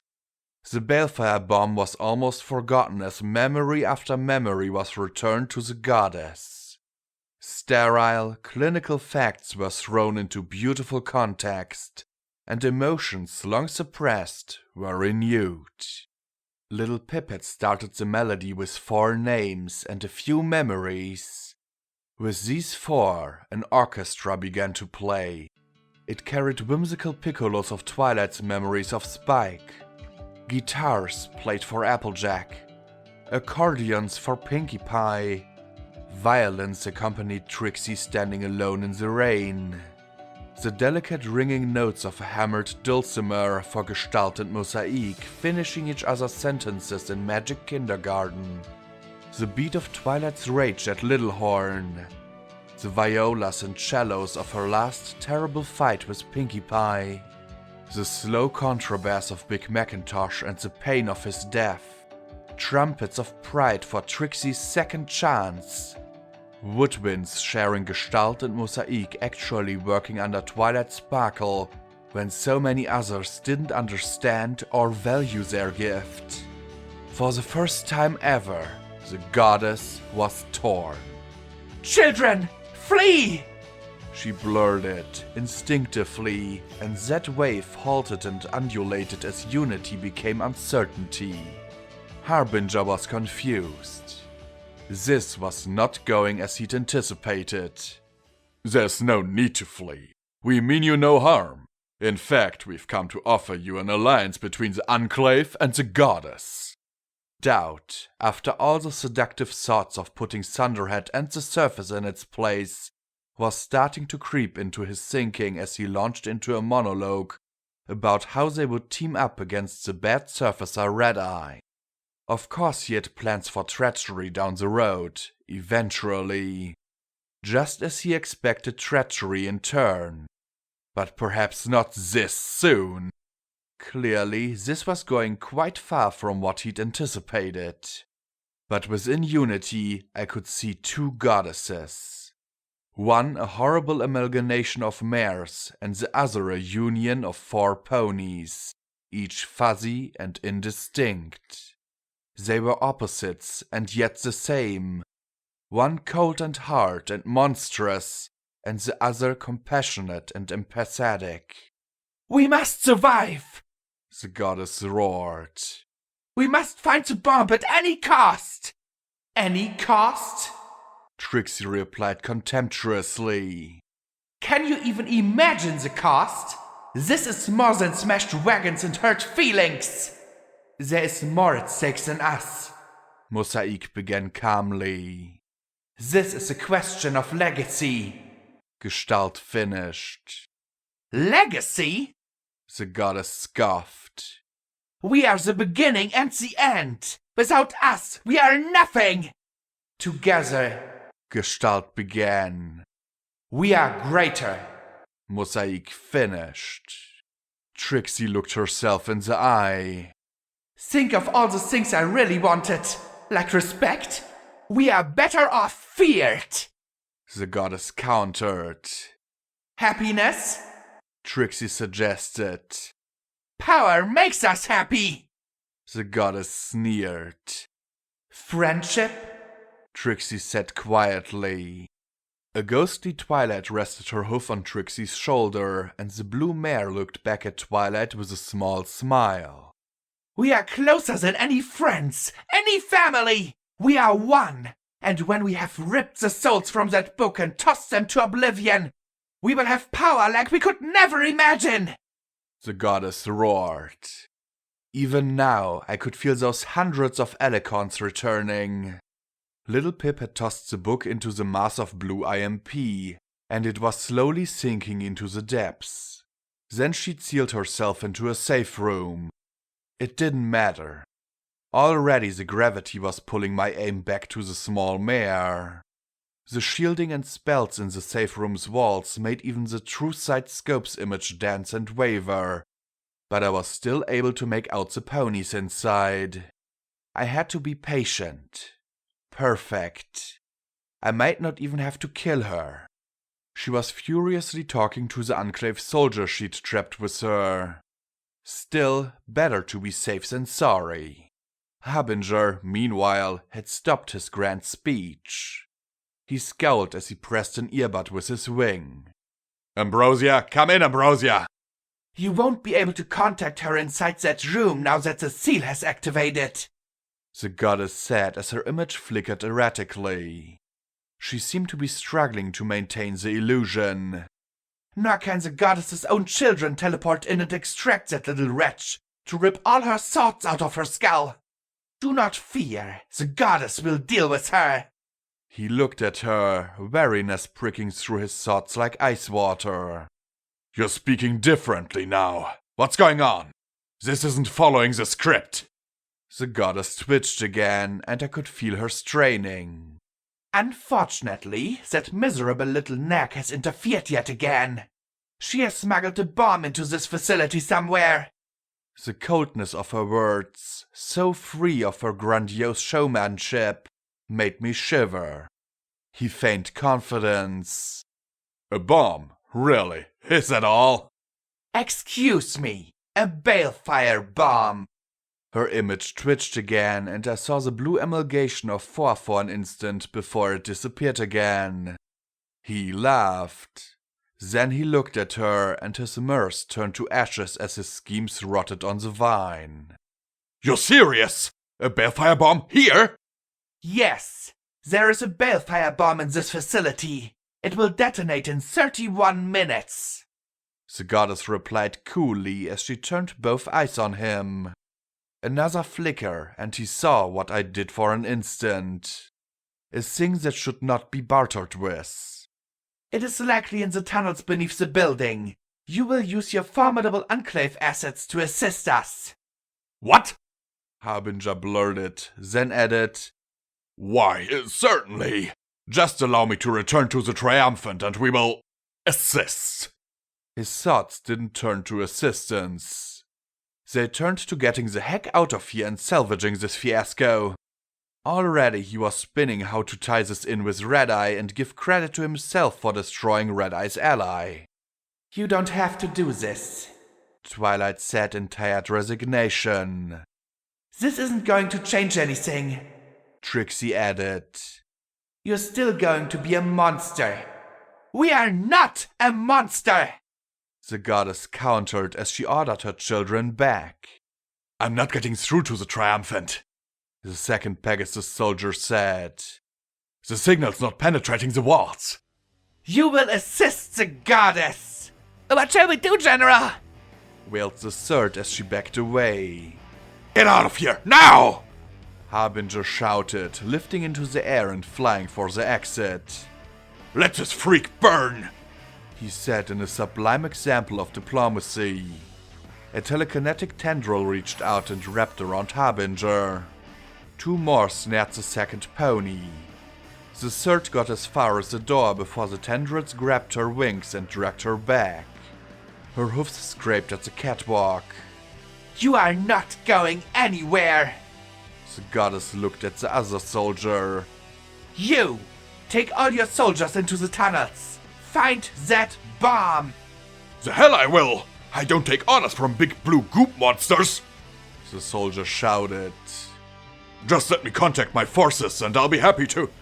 Harbinger demanded, desperately. But it was all a lie. If he got free, he'd laugh as she burned. It'd save him the trouble of levering Mirai Pony after he finished using the goddess. She could see it in his mind. Freak. Creature. Monster. The goddess dissolved into one inarticulate roar of rage and frustration. Her telekinetics crushed the three-legged sparrows in the claws of a hellhound. But that wasn't enough. No. With an almost bestial fury, she smashed the bodies into the catwalks and vat walls, ripping them to pieces. I kept trying to line up a shot of the entrapped mare. If little Pip would just remain still for a minute, I could do as the goddess wished. No matter how wrong it was. The four ghostly mares put their hoofs on the goddess's shoulders, and she froze, looking at the meaty gobbets floating before her. Gravity halted, and I felt my mind floating. And for the first time, I saw tears in the goddess's eyes. I just wanted them to help. I know, Trixie said gently. I just wanted to be loved. I wanted to save every pony. She whimpered as she let the bloody metal clumps fall to the floor. I wanted to be the hero for once. Yes, Twilight replied.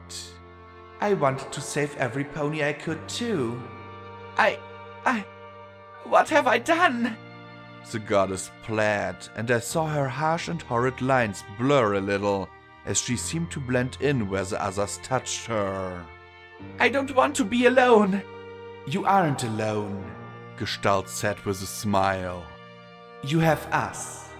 Mosaic finished. The image of the goddess and the four transformed into one glowing form that grew brighter and brighter. For the first time, I could see the ghostly outlines of other ponies in that vastness. Small and foal-like compared to the goddess, yet ponies all the same. I don't want to die, the goddess said, fearful and small. No pony does, Twilight answered. But we can leave something behind. We have our children. Our children, the goddess murmured. Perhaps we can survive in them? Unlikely, Gestalt said solemnly. Without the IMP biomatrix, our ability to remain cohesive will be severely compromised and will last only hours at best. Mosaic explained. I'm scared. The goddess confessed. I'm so tired of being scared. I am too, Trixie answered. Remember how scared we got going out on stage? How worried we were that each show would be our last and we'd never find another? Well, now we don't have to worry about another show. Now, all that matters is how we go out. Together. Together, the goddess replied, her voice aching with the need for relief. I pushed penance away as I slowly rose to my hoofs. Lacunae lay beside me, breathing weakly. Blood ran out of her nostrils and ears. I wanted to tend to her, but the sight of what was happening in the valley astonished me. The horns of the blue alicorns were glowing as greens paired up beside them. Blue stars began to fill the air, swirling and finally coalescing into the front half of a blue mare with a silver mane and mild tail. The blue, ghostly form looked at the Enclave ponies that fluttered like gnats around her. Enclave, she said in a voice from 1,000 throats magically amplified. I wish to thank you for your generous offer. However, I cannot accept. There's a balefire bomb about to detonate underneath this facility. Please evacuate as quickly as you can. High General Harbinger will not be able to join you. You have 15 minutes till detonation. Then she turned and looked off to the south. Her eyes were hot as she scowled. And Red Eye, I know you're watching this. You or your minions. I have only one thing to say to you. It's not worth it. Then her violet eyes glanced down towards Lacunai and myself. Goodbye, my children. She finished. I love you all. Then the blue motes flickered out and scattered. I didn't know how the Enclave would take it, but all at once, gravity reversed, now pushing me away from Mary Pony. In purple flashes, the alicorns were disappearing and escaping any retribution the Enclave might have attempted. 2 green alicorns swooped into myself and Lacunai. We shall help you on your way, they thought as they landed beside us. Thank you, I said to Unity as I hastily took the gun apart and stowed it in my saddlebags.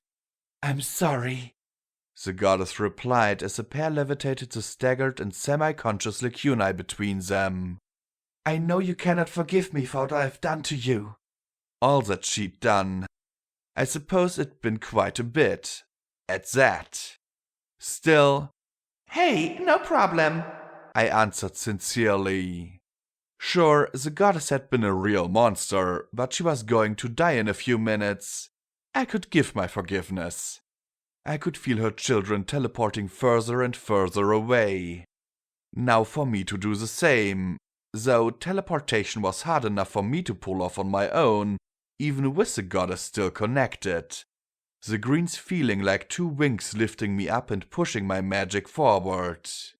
Come on, I grunted as I tried to pull off the spell. For the High General! Screamed a voice from above us. I barely had time to get my guns up as I saw a wing of 5 Enclave dive bombing us. The greens hadn't even had their shields up, as we'd be on the verge of leaving. A barrage of crimson struck the left alicorn, and she transformed into a glowing alicorn shape before collapsing in a pile of ash. you stupid mules! I shouted as I pulled out the dueling pistols and targeted the lead pony. A step into SATS and I had 5 shots targeted. Executing, the pistols seemed to roar in slow motion as one. Then the other blasted the helmet of the leader.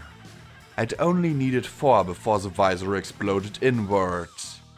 The 5th painted the back of his helmet with his brains. The remaining green threw a shield around both of us, leaving a tiny window for me to shoot through, as rage exploded inside me. You pull this shit now? I yelled as I fired at the headless formation, which split into 2 pairs, their Gatling beam guns blasting me and the green. The pairs started to pull up, but one of mine was just a little too low. The star metal sword arced up and caught his chest, the impossibly sharp edge slicing from sternum to stifle in one bloody arc. While his armor tried to lift back to the skies, his viscera were pulled into the dirt. The 3 banked and dove again, 2 blasting the green with a focused barrage, while the 3rd still aimed for me. The green used some kind of spell, a green ray I'd never seen before. The beam sliced through the air, but the 2 twirled away from it and, with a flash, the alicorn's shield dropped under another burst of fire.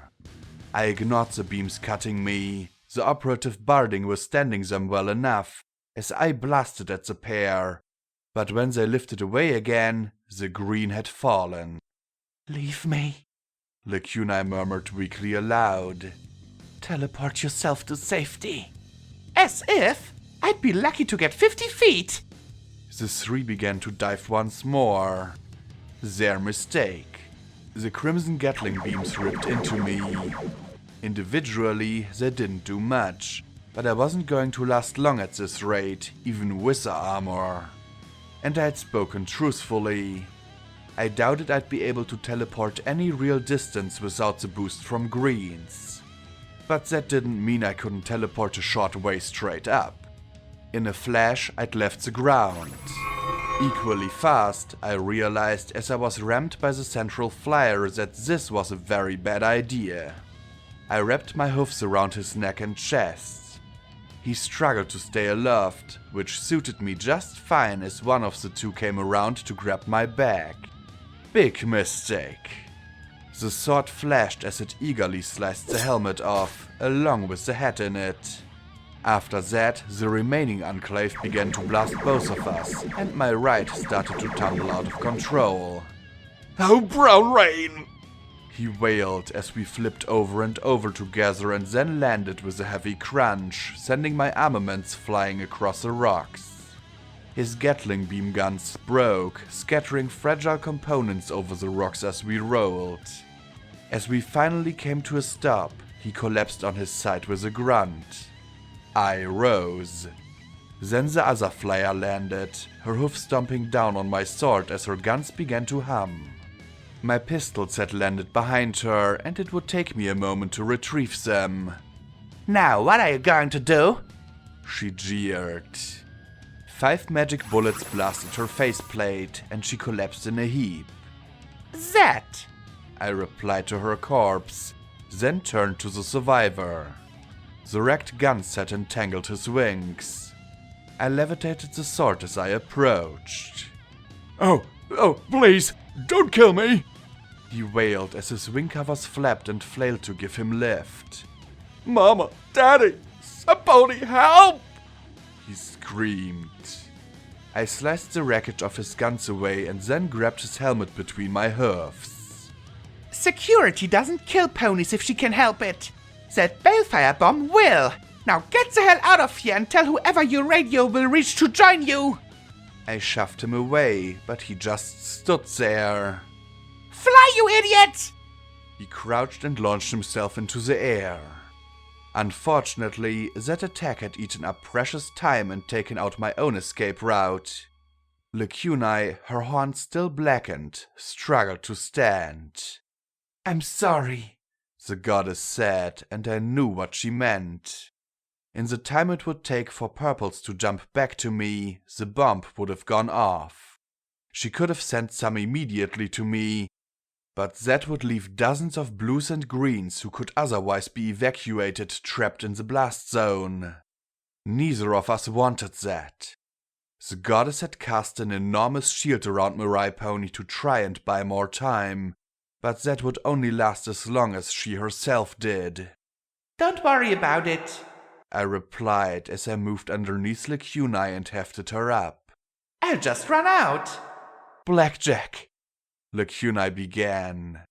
I'm not going to leave you. Don't even think about arguing, I said tersely as I pointed myself in the direction of a way and ran as fast as my hoofs could carry us.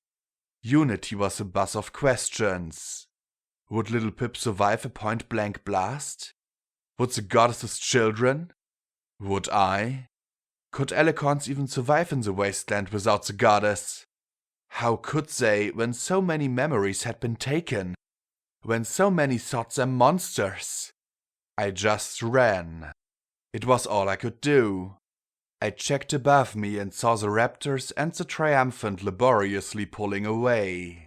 The swarms of Enclave in the air were trying to return to their ships as quickly as possible. I couldn't pay any further attention to that though.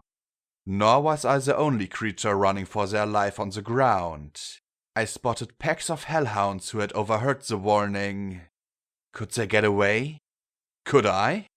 Doubtful. Minutes were down to seconds. All the goddess's children were away. All but 2. To the side, I saw a pair of large rocks about 3 feet high and 5 or 6 feet long, arranged in a wedge pointing towards the crater.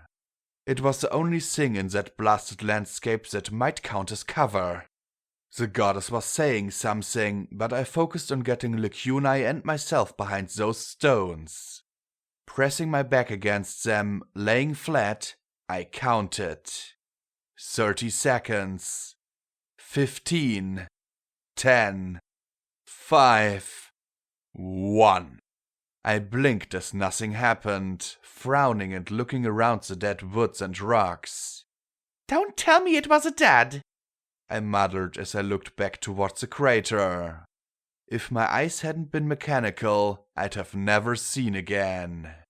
From the valley came a flash brighter than anything I'd ever seen before, and time seemed to freeze in its terrible brilliance.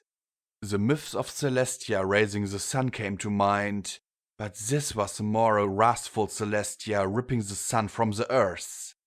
The telepathic scream of the goddess could have been the wailing of the earth itself. The rim of the valley deflected the flash just a bit, just enough that my face and mane didn't instantly burst into flame. Time began to trickle, and I fell backwards as that horrid illumination washed across everything. Every dead tree and bush bloomed with fire almost instantly. The goddess's scream matched the horrible, billowing green and rainbow fire rising higher and higher into the skies, her shield already blown apart like a paper bag with a grenade in it. Then, in advance of the flame, a strange, shimmery bubble of air blew out from the crater. It expanded in every direction, beautiful and terrible. And as it passed over the lip of the valley and through the burning woods, every blaze was snuffed out in a terrible expanding crescent. Every trunk bent as one as it passed by.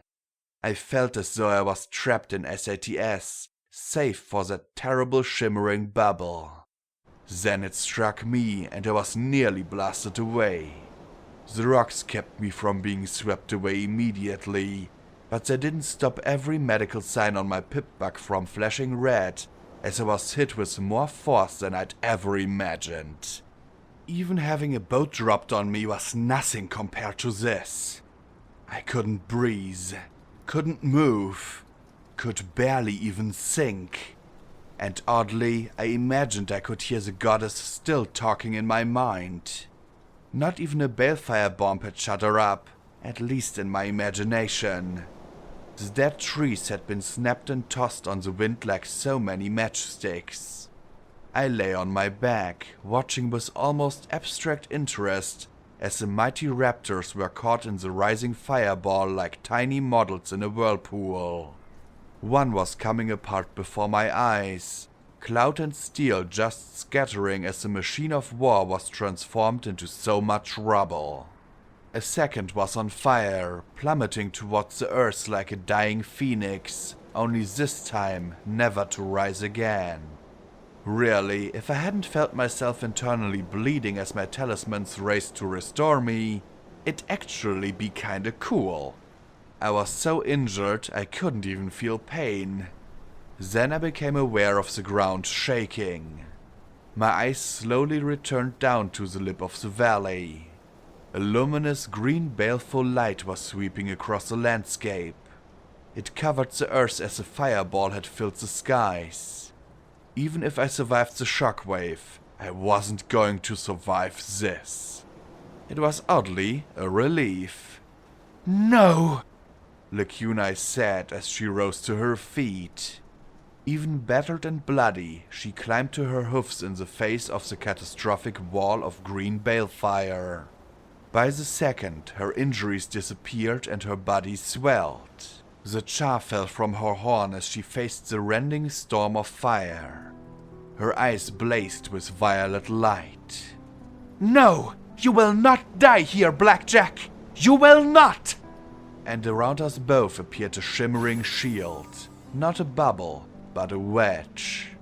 And like water on a magical ship's prow, the fire ramped into it and split to either side. Were I not synthetic, I would have been deafened by the roar, but the fire simply scraped against her field instead of racing through us. Through gaps in the green flame, I could see one of the raptors turning end over end in the sky, as if hurled by an immense iresome foal. Then it snapped in two, the ends flying away out of sight. I watched in awe as Lacuna swelled, larger and larger, absorbing the energy pouring in around her. Of course, I was absorbing it too, but for me it meant something a lot less pleasant than more power and a growth spurt. Hold on, Blackjack! Wailed the kunai as my radiation meter passed from yellow to red. 100 plus reds a second. I didn't know it could go that high. Hold on! She screamed, her field flickering as it battled with the immense stream. She wasn't the only one. Above, I could see the Triumphant flying away. Its proud gold spires were melted and its fancy designs burned away, but its immense bulk and armor, not to mention distance, had spared the Enclave siege platform from destruction. Funny, never thought it'd be radiation that got me. I muttered. Even with her shield, the heat was utterly stifling. Lekunai struggled to keep her grip, but she was still growing. Her Elecon magic was the only thing keeping her alive. Me, I might be resistant to radiation, but there was a world of difference between resistance and immunity. Don't you die, Blackjack! Lekunai warned, but it was so hot and I was so tired, and hadn't I earned it? Blackjack? The giant Elecon said above me as my vision faded. I quite blissfully passed out as the world disappeared in an emerald hell. Blackjack! Lekunai screamed, her wail following me into that oblivion.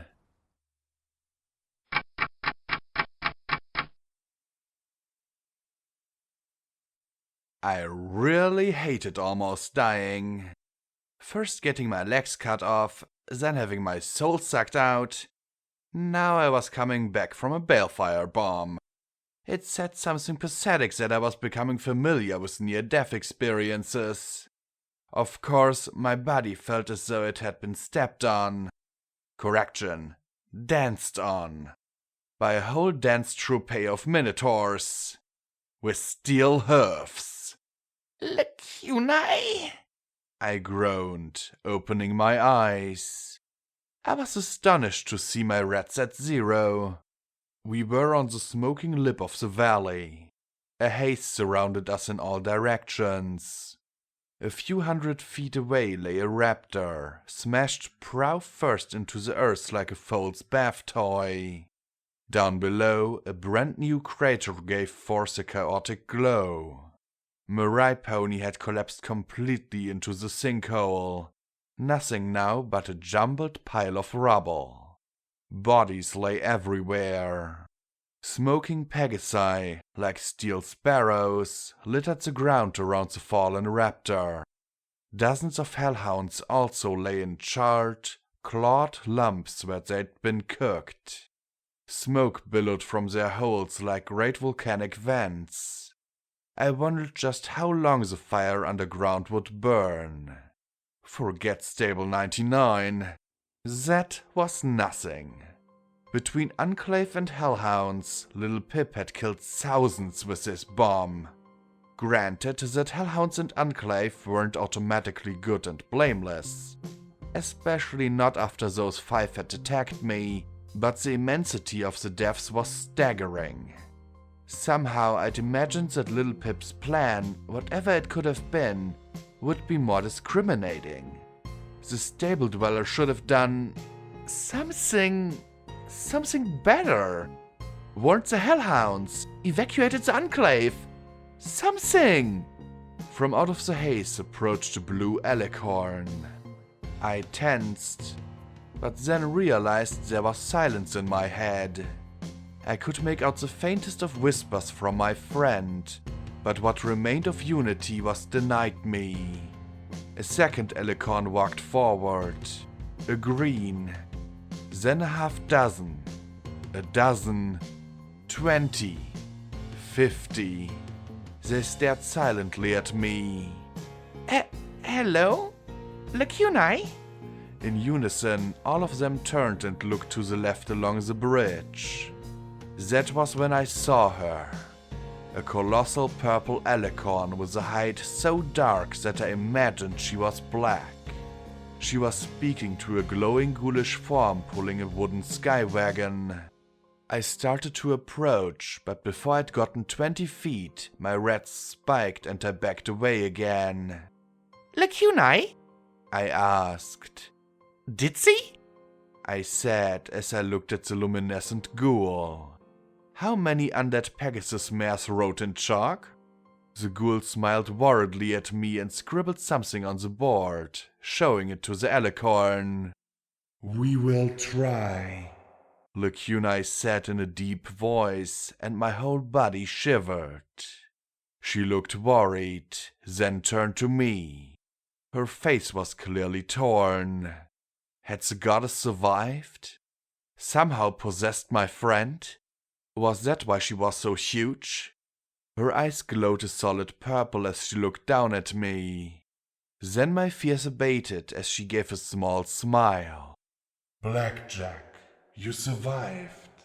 Yeah, I always seem to, I said warily as I looked at the charred ground around me. Unless I have wings now or I'm a ghoul too, I'm guessing you did something. You forget. Twilight created a spell to purge radiation. As soon as the fire abated, I used it to nullify the radiation dose you'd taken. Lacunai rumbled. She turned to look out at Mirai Pony's shattered remains, and I saw on her flank something that made me wish my heart could stop. 5 small white stars surrounding a purple 6.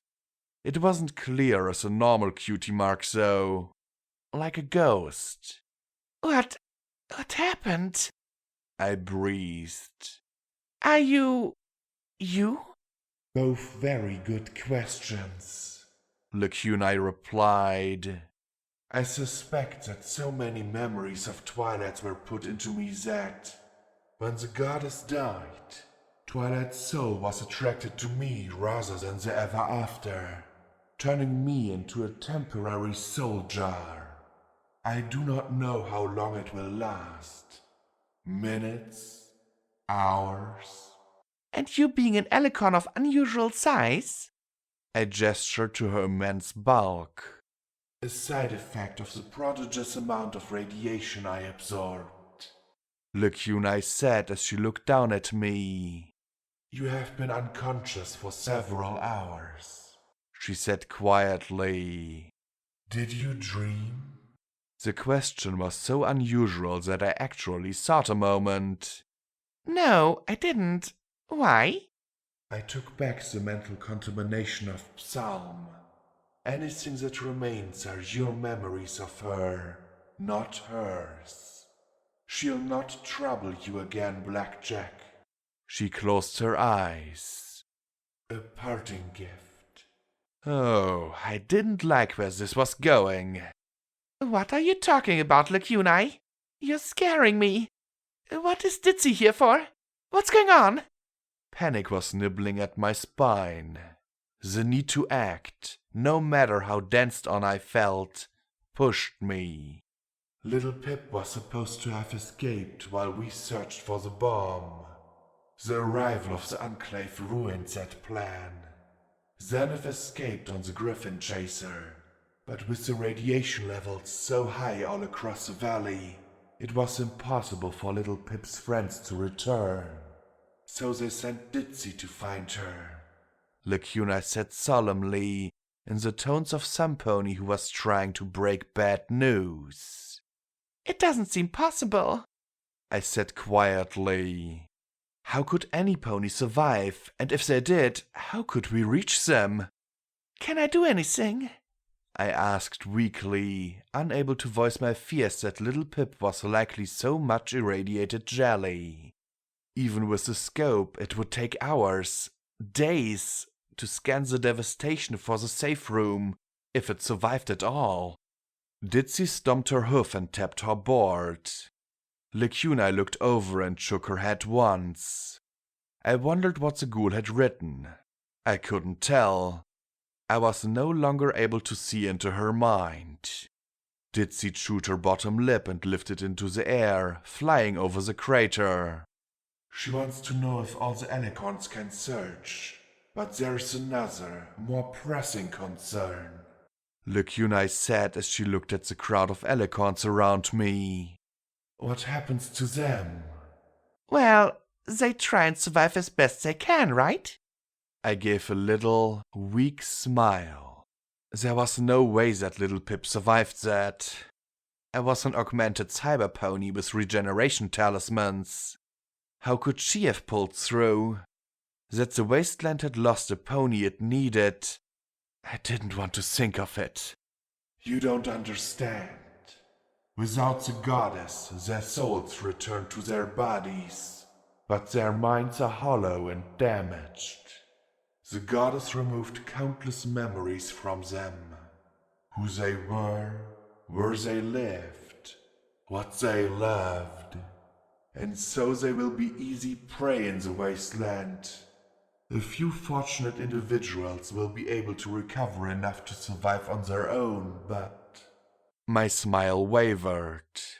So, what's the catch? I am not a pony. Lacuna replied quietly. I was never born. I never had parents. I was not transformed into an alicorn. In fact, I was never supposed to exist at all. I am a collection of memories and feelings placed within my body, and that gave rise to my consciousness. If I give those memories back... No. I murmured. No. No! I shouted up at her. There has to be another way! There has to be! Just give back half, a third! Keep enough to survive! I implored the immense alicorn. Even if I could divide all the memories within me, I would have no right to assert of a pony's happiness or sorrow. If I return them, I must return them all, and even then many alicorns will be lost and confused. But it might give them a chance to survive, enough to have some future in the wasteland. I don't care! I yelled up at her. You're not dying like this! Lacuna gave the saddest of smiles. I can't die. I was never born. I looked on in desperation. Maybe you can hold on to a few? Some? The memories of alicorns that don't have bodies to go back to? There has to be enough for you to stay... you! But Lacuna just smiled like she always had, in pain and love and sadness. The connections in unity are failing without the goddess to maintain them. In a few minutes, parts of it will sever completely. I don't have the time or ability to sift through each memory and determine if it should go or stay. Such a thing would take a lifetime for me to do on my own. If I am to return them, I have to return them all. I'm sorry, she said as she looked down at me. And I knew she was, not just for me, but for all that would be lost when she finally went. Horse apples! I hobbled to her, ignoring the radiation and my battered body. I won't let you! I said as I tried to wrap my hoofs around her fetlock. I won't! It was childish and immature, but I didn't care. I wept as I held her, looking up at her. Please! I begged. Shh. She stroked my mane gently with the very tip of her wing. Shh. I have to do this, and you know why. If you were me, what would you do? I wanted to lie. I wasn't connected to Unity anymore. I could just lie. But it was stuck in my mouth because we both knew the truth. I'd give them up too. And I would weep and beg you not to go. Lacuna answered me. I hated the truth, but it was like gravity. There was no fighting it. Because I love you. I closed my eyes, ignoring the rats coming off her as I nuzzled her warm, dark fur. I'll miss you. I know, and I am glad that some pony will. She closed her eyes a moment, smiling broadly. I was never supposed to exist, but you offered me your friendship. You made it so that I mattered. You gave me a life and made me feel like an actual person, and that was more than I ever deserved. You forgave my betrayal, and you stood by me when I could not stand by myself. And you made me dance. She sniffed, great tears rolling down her cheeks as she raised her head. Stronghoof, She murmured, but shook her head. I love you, Blackjack. I'm sorry, I said pointlessly, needlessly. Sorry for what, I couldn't be sure. Sorry for something I'd done. Something I hadn't done. Something that I wish I'd done. Right now, all I wished was that I had done something more for her. Been some pony better for her. I love you. I managed to choke out as I backed away. Farewell, She said. She lifted her head and a golden light issued from her horn. It reminded me of glowing motes of thought freed from their confinement in memory orbs. The light formed gleaming streams that poured out from her and into the brows of the collected alicorns. More rivers of luminescence passed away into the distance, fading from view. As the memories left her, the starburst on her flank became clearer and more distinct. The alicorns started and jerked, for once breaking from uniform movements. They flew away or teleported, running to find a place to process what had just happened to them. My eyes remained locked on my friend, hoping that when the transfer was complete, that somehow, some way, something would remain of Lacunae. But when the glow ended, the behemoth alicorn remained dark and still as a scorched earth. Lacunae? I asked, backing away. For an instant, she turned and looked at me. A tiny smile formed on her lips as tears ran down my face. That somehow... But then she turned away back to the desolate valley. Lacunae? I whimpered, reached towards her with a hoof and touched her fetlock again gently.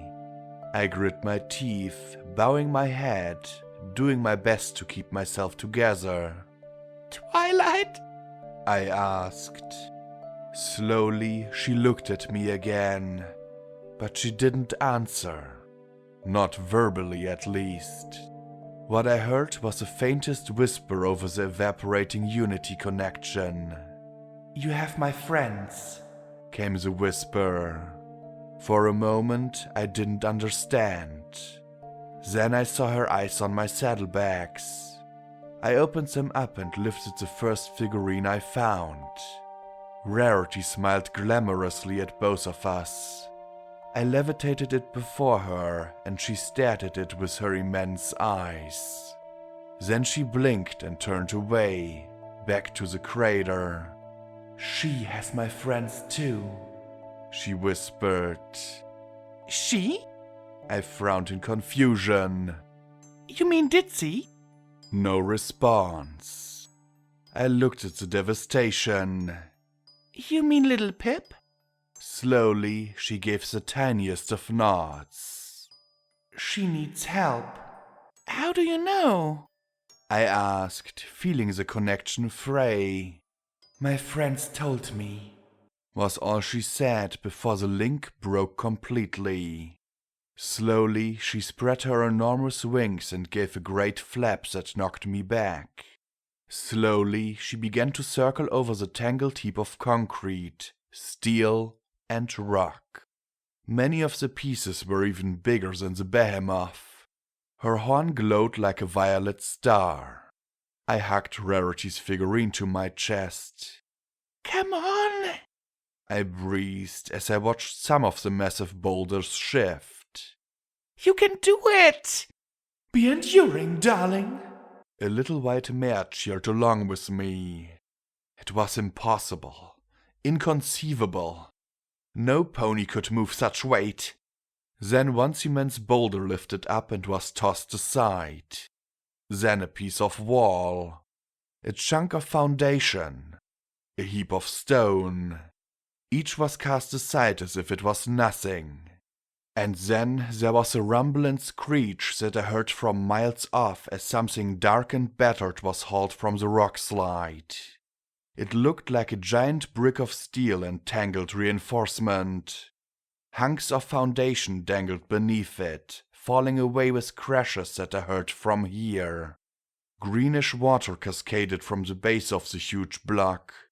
For a moment I was utterly sure that the block would tumble back to the ground, but with strength I couldn't imagine, the metal top was peeled open. I scrambled in my bags for Pennant's scope and got it out just as the behemoth extracted something from within the block. I looked through the scope, zooming in. Little Pip was alive! She was talking! I collapsed, dropping the scope as Twilight dropped the shelter. It crashed like an avalanche into the earth. I pulled out Twilight's figurine. Thank you! I muttered before kissing her brow. Thank you! I carefully packed everything up as Ditzy flew over to meet Little Pip. I knew she'd get her home safely. Now it was my turn. The behemoth disappeared into the clouds, and Ditzy raced off, likely to get Little Pip to medical aid. I didn't begrudge her not coming to pick me up. No doubt Little Pip had to be in a bad way. I could endure. Ash, tinged a faint green, began to fall like snow across the charred woods. The silence, within and without, was deafening. Goodbye, I whispered into that void, in a vain attempt to fill it. I would have lingered, but the ash was making my pip-bug tick. I started the long walk back home. Alone.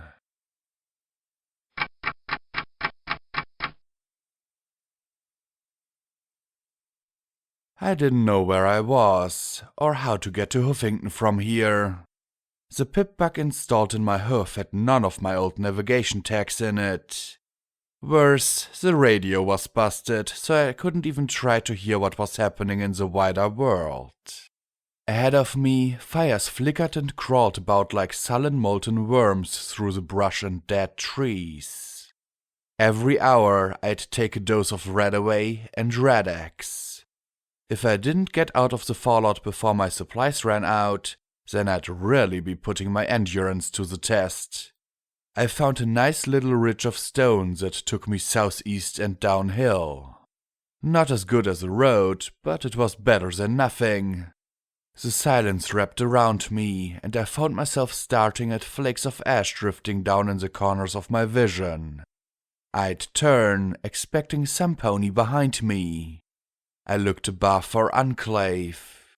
Below for hellhounds. Something. Anything. Something attack me, damn it! I yelled into the falling green ash. My voice made me jump. Alone. Sweet Celestia, I fucking hated being alone. Walking was better than sinking. Sinking led to pitying, and if I started that, then the rock would turn into a mattress I'd never get off. Follow the rock. Look for hostiles. Watch the radiation meter. Don't think about it. Don't think about what happened. Don't think about what would happen. Don't think about... And I was so busy not thinking that I misstepped and discovered a whole new way of traveling. Falling down a hillside. I flipped end over end, crashing through the underbrush and cannonballing through smaller trees. I finally came to a stop at the base next to a large rusty refrigerator on the banks of a muddy creek. I saw, as I struggled to sit up, a pony skeleton lying curled up on its side within the metal container.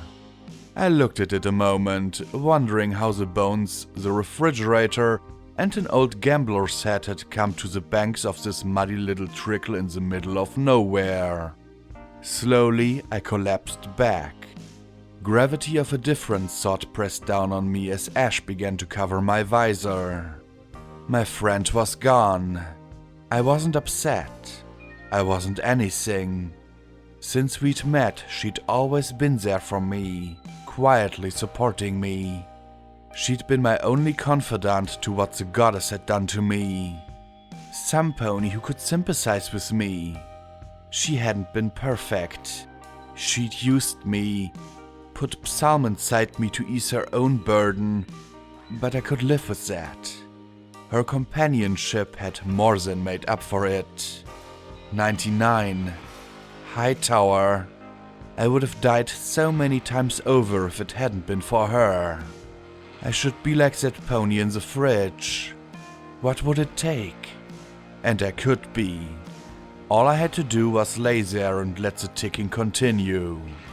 I'd survived a boat falling on me, a building falling out from under me, poison gas, radiation, smooth and enervation. I'd sucked up pink cloud, had my legs chopped off and my body violated, and lived through a fucking balefire blast. To think that this was what would kill me. Behind the visor, I sniffed and smiled all at once. Was I really this weak? Was I doing this to myself again? Be enduring. A stoic white unicorn mare in me urged. Be strong. Her orange earth pony friend agreed. Slowly, I rolled over and onto my hooves. Lacuna wouldn't want this. None of my friends would, no matter how much I wanted to be selfish and give in and give up. Do better than this, Blackjack. Step by step, I proceeded on in the general direction of east. Eventually, I'd find a road or something. I don't know how long I wandered. A few things, scorched red hawks, weird floating plants, and agitated red roaches, made suicide attacks on me. The red-barred hellhounds I avoided. When they spotted me, I ran. They'd lost so much that I couldn't bring myself to fight back when I could just flee. My meandering course was getting me nowhere. More often than not, I found myself backtracking towards Splendid Valley. And the hellhounds weren't giving up. Not that I blamed them. Not after how many of theirs had died with the destruction of the Alicorn goddess.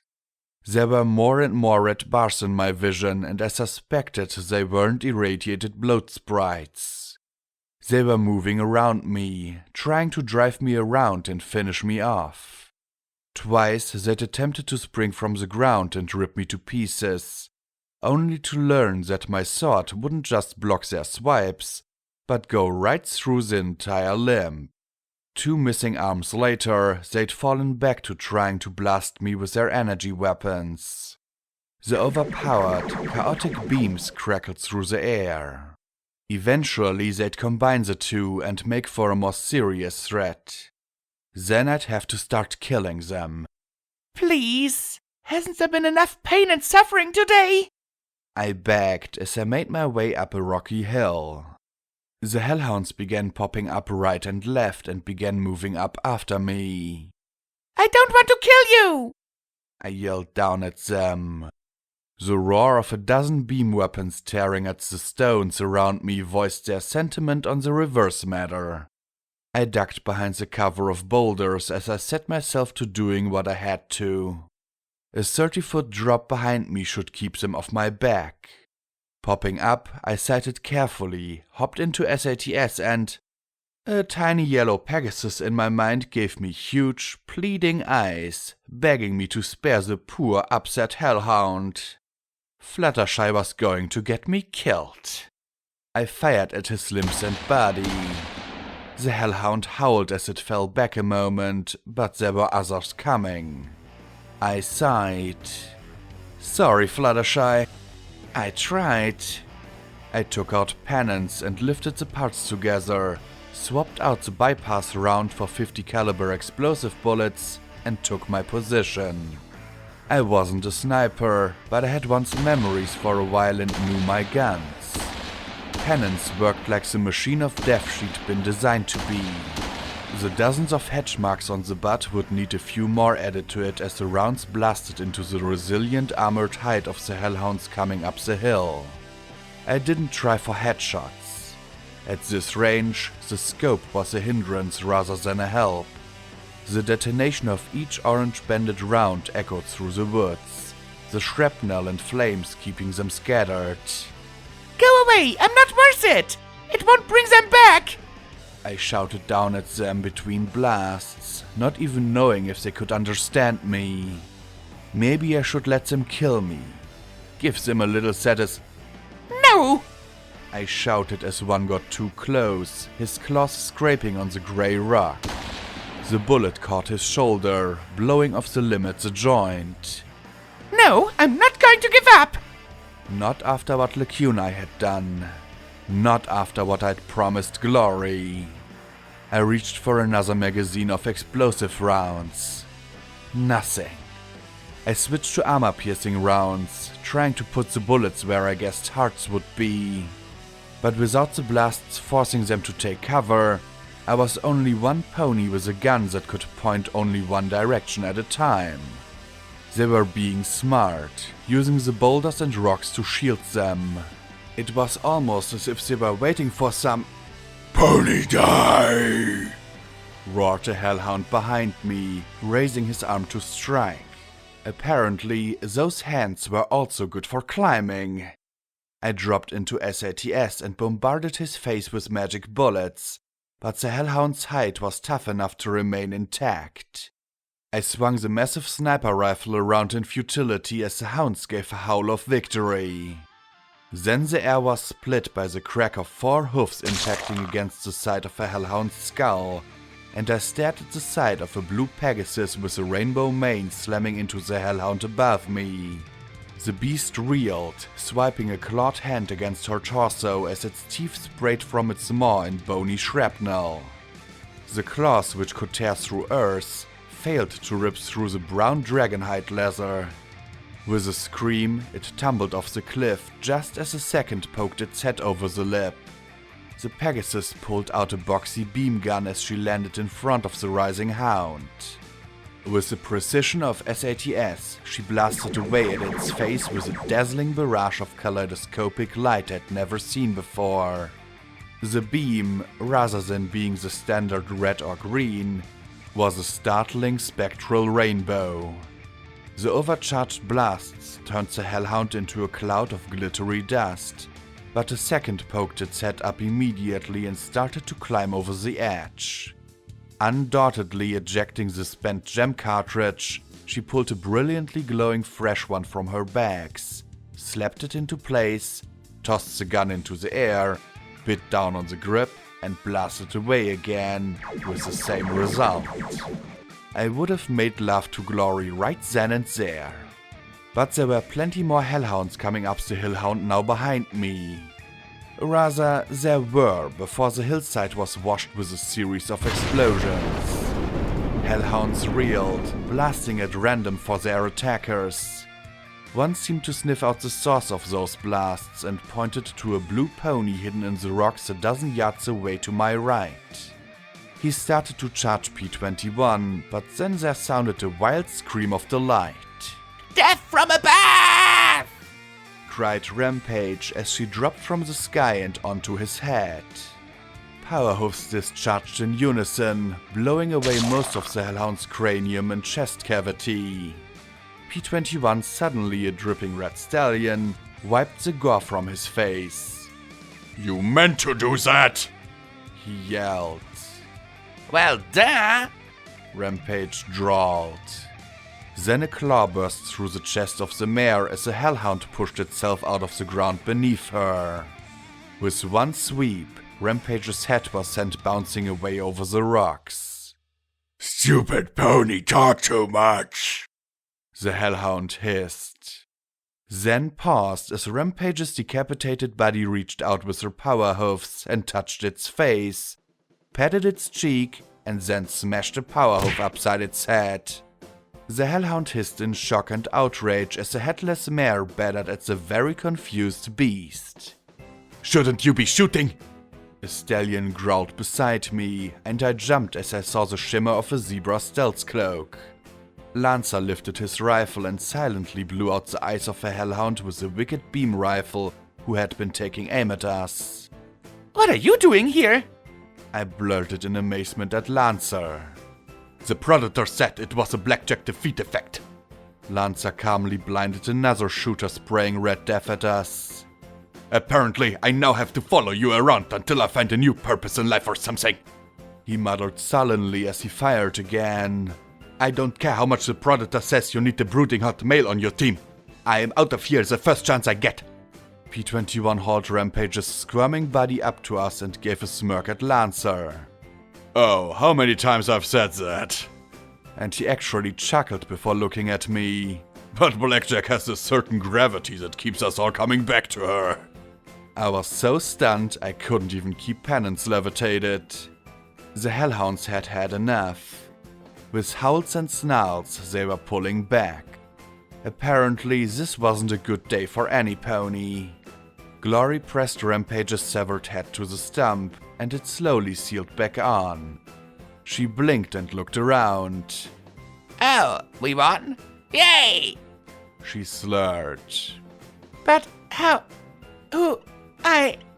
I muttered weakly.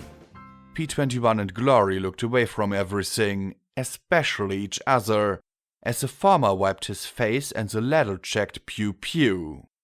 How did you know where I was? I told them, Lancer replied grimly, not taking his eyes off the hillside. They questioned me about your disappearance. Eventually, I informed them that you seemed not yourself. You spoke of a goddess and this place called Mirai Pony. And so we came here when we could not find you. But what? How? My shock was increased when Scotch Tape screamed from overhead. Glory! I don't know how to fly this thing! Directly above me hovered a boat. I nearly teleported away then and there, but this boat was suspended beneath an enormous purple bag and had fins sticking out of the sides with propellers out the rear. Without Rampage, I can't steer anywhere! Help! I'll be right there! Glory shouted, launching herself up to the floundering airship. Rampage blinked and worked her mouth, rubbing the vanishing seam in her neck as Lancer watched in shock. Phew, lost my head there for a second, she said as she trotted up to me. Hey, Blackjack! If you are Blackjack, but really, how many other ponies would be dumb enough to fight hellhounds alone? Nice armor, very badass. How are you doing? Where's Lacuna? It was the simple, casual question that hit me the hardest. There was only one response to all the feelings churning inside me. I bowed my head and sobbed like a heartbroken foal. Rampage sighed and shook her head. Definitely Blackjack.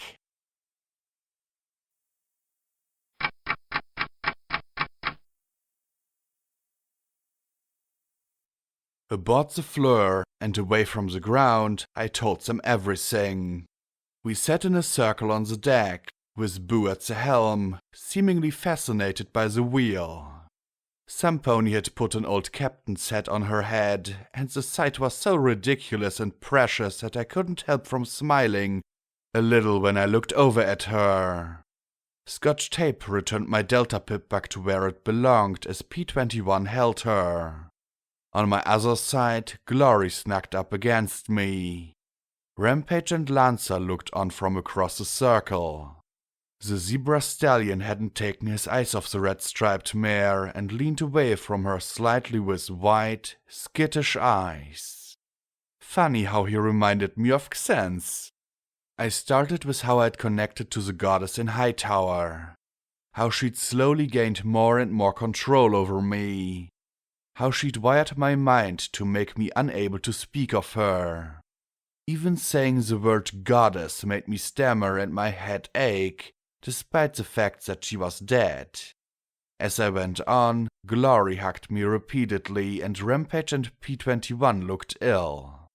Even Lancer seemed to be reassessing me with a disturbed look. I generalized a bit when it came to what had happened inside the goddess and skipped right to the balefire bomb.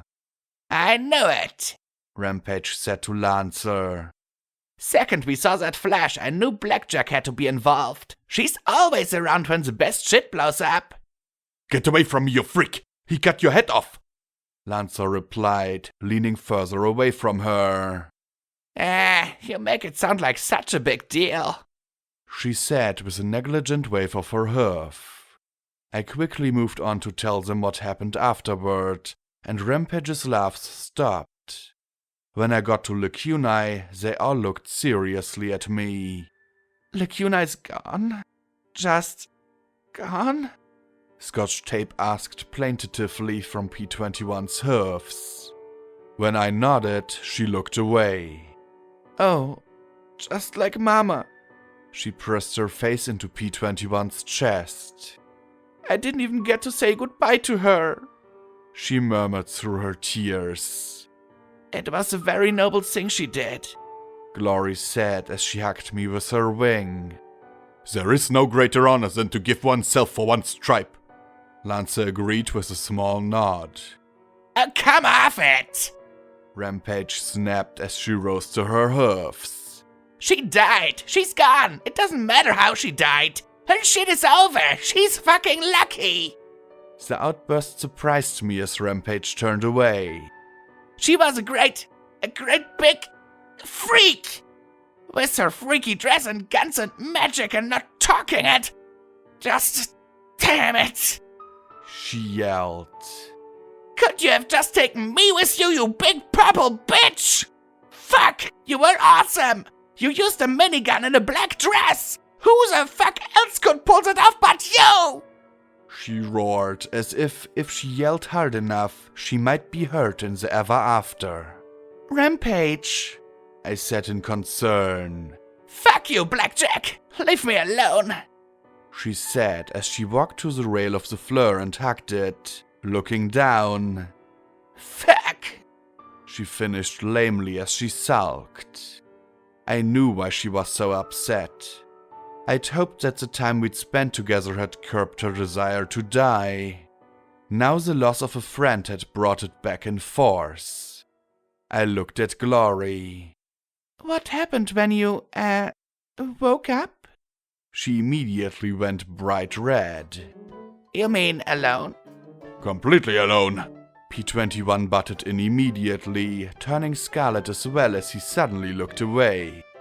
Oh yes, I was so shocked to find myself by myself, alone, with no pony else in bed with me, Glory said as her mane frizzled a little. Especially not a stallion, because I would never ever have a stallion in bed with me. She gave a tense little laugh. Stallions? Ugh. Oh, I know. I feel the exact same way about mares. Can't stand them. Nope. P21 laughed as well. Scotch Tape cocked her head. You're acting weird again, Daddy. I told you you drank too much last night. I smiled, glad for the poor humor. So, after you woke up alone, I said to Glory, you found my note?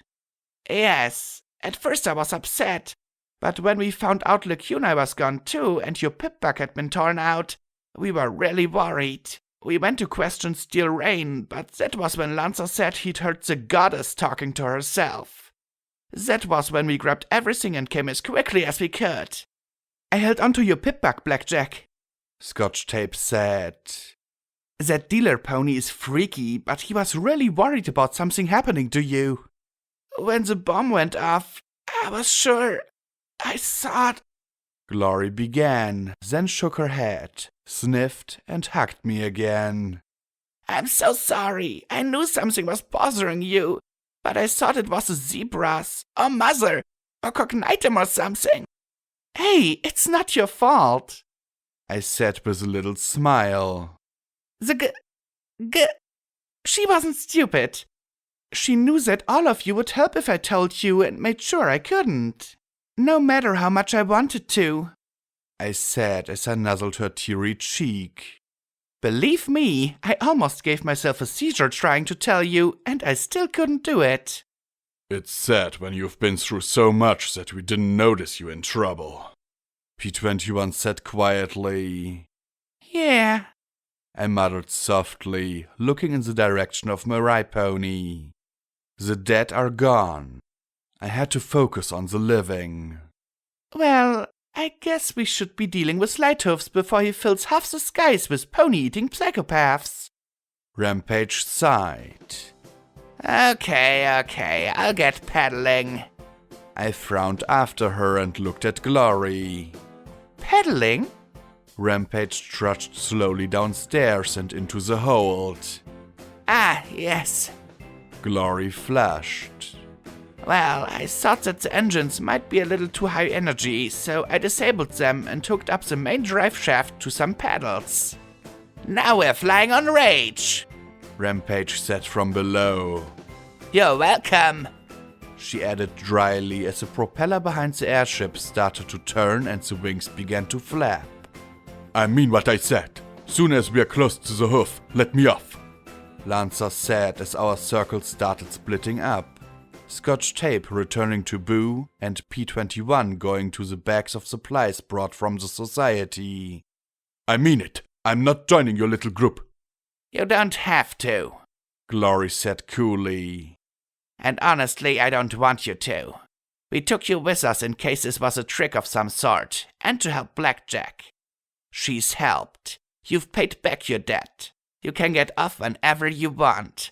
Because, quite simply, you're not good enough to make up for the mare we lost. Lancer scowled at her and moved away, head bowed as he muttered to himself. Ouch, I muttered. Sorry, I didn't have a good morning, Glory replied as she rested her head on my shoulder.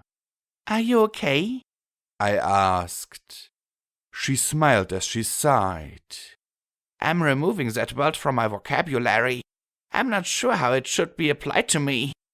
I can relate, I said quietly. So, how are you? I want my old body back. I want to be me. I watched as she reddened. Last night felt good. Really good, to be honest. And part of that bothers me. And it bothers me that it bothers me. I know I drank a little, but I never realized what it feels like to be so heterosexual. Bisexuality for the win, I answered and shook my head. Sweet Celestia, I just lost a friend and I'm teasing you about sex. What the fuck is wrong with me? It's your coping mechanism. One of them. It's something you enjoy. Straight, gay, kinky or normal. I think it's a safe place you can come back to feel good about life, she said quietly. Bad stuff happens and you want to get laid so you don't feel so bad. Could be worse. Could be your other coping mechanisms. When I looked at her blankly, she elaborated. Wild Pegasus? I flushed. She did have a point. She curled her tail around my neck. Come on, there's some rooms below. I think we both need a little coping time. Yes, ma'am.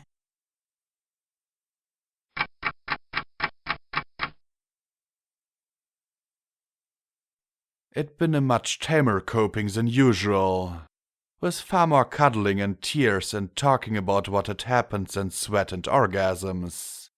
When we finally emerged, I did feel better. We were high in the clouds. My pony and the pain of losing lacunae now lay behind us.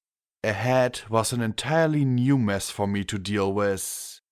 Glory had gone below with P21 to check on the life support rig for me, and so I was in the prow with Captain Boo. The floor was remarkably quiet, save for the whoosh of prop and wing. We moved through the cool mist of the clouds, the field of grey broken by intermittent gasps that allowed blue sky to wink through. In places, I was almost sure I could see the sun.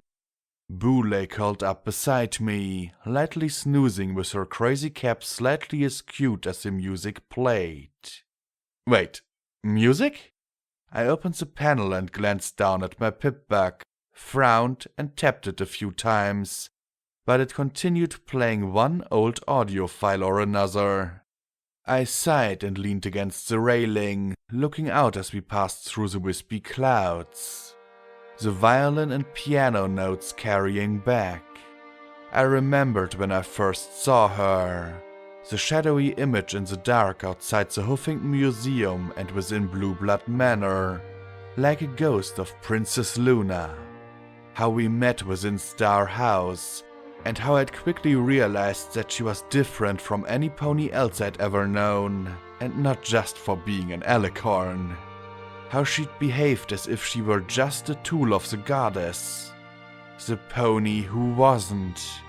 I remember the despair I'd felt when she'd pulled me out of 99, and how I'd hated her for denying me my deserved death. And I remembered her shielding Glory and myself from the rain. How I'd gone into her mind after she'd lost herself under Huffington, and how she'd put memories of herself into me. Except Lacuna wasn't Psalm, no more than I was my metallic legs. Psalm had been her foundation, but the mare herself had been someone completely different. She was closer to me than my own mother had been. She'd known my faults and accepted me for them. Her kindness and humility were all the more emphasized by what she'd been connected to. She'd come to save me when I needed help on my lonely trip after Happy Horn. She'd traveled through hell with me in Hightower. She'd been an object of both mirth and adoration. And she'd grown too. From a seemingly emotionless cipher to a mare who knew and loved. She'd danced, something I'd never seen Psalm do. What could she have been if she'd had another few months? What might she have become if the goddess had lived and realized her mistakes without dying? I stared ahead, seeing the clouds stream around us, and reached down, stroking Boo's mane gently. And I looked at Boo's blank flank as the music swelled and the enormity of what Lacuna had done finally hit me. I began to shake, tears running down my cheeks. Lacuna had no soul. She'd been that collection of memories. Any soul connected to that body had been Psalm's, not Lacuna's.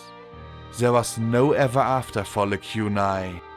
There never had been a chance of one, and she'd still gone through with it and returned the memories to the alicorns, in the hope there'd be a future for her race.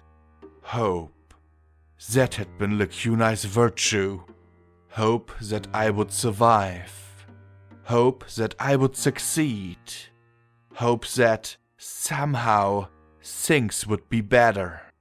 Boo looked up at me as I put my hoofs around her neck and pressed my face into her mane.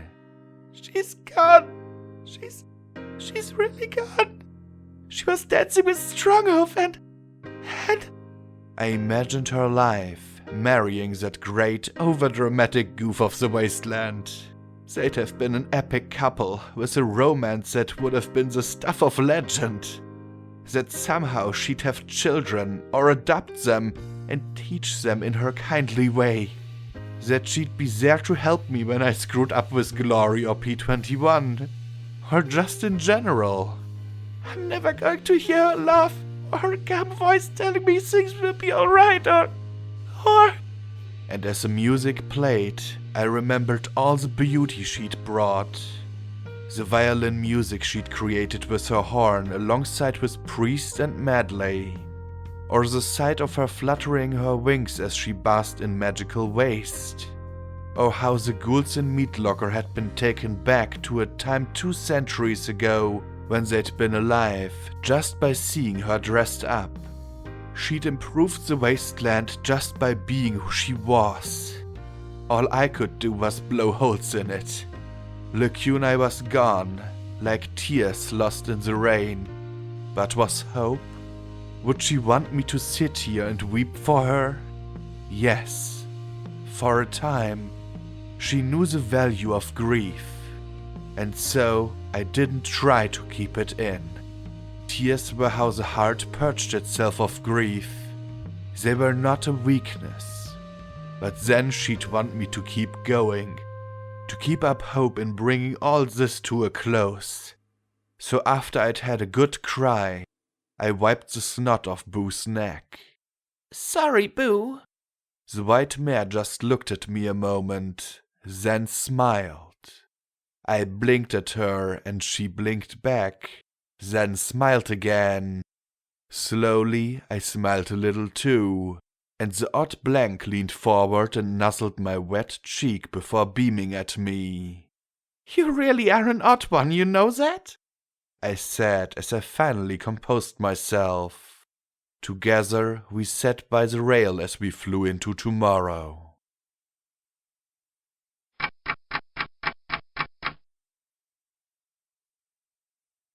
Footnote: maximum level reached.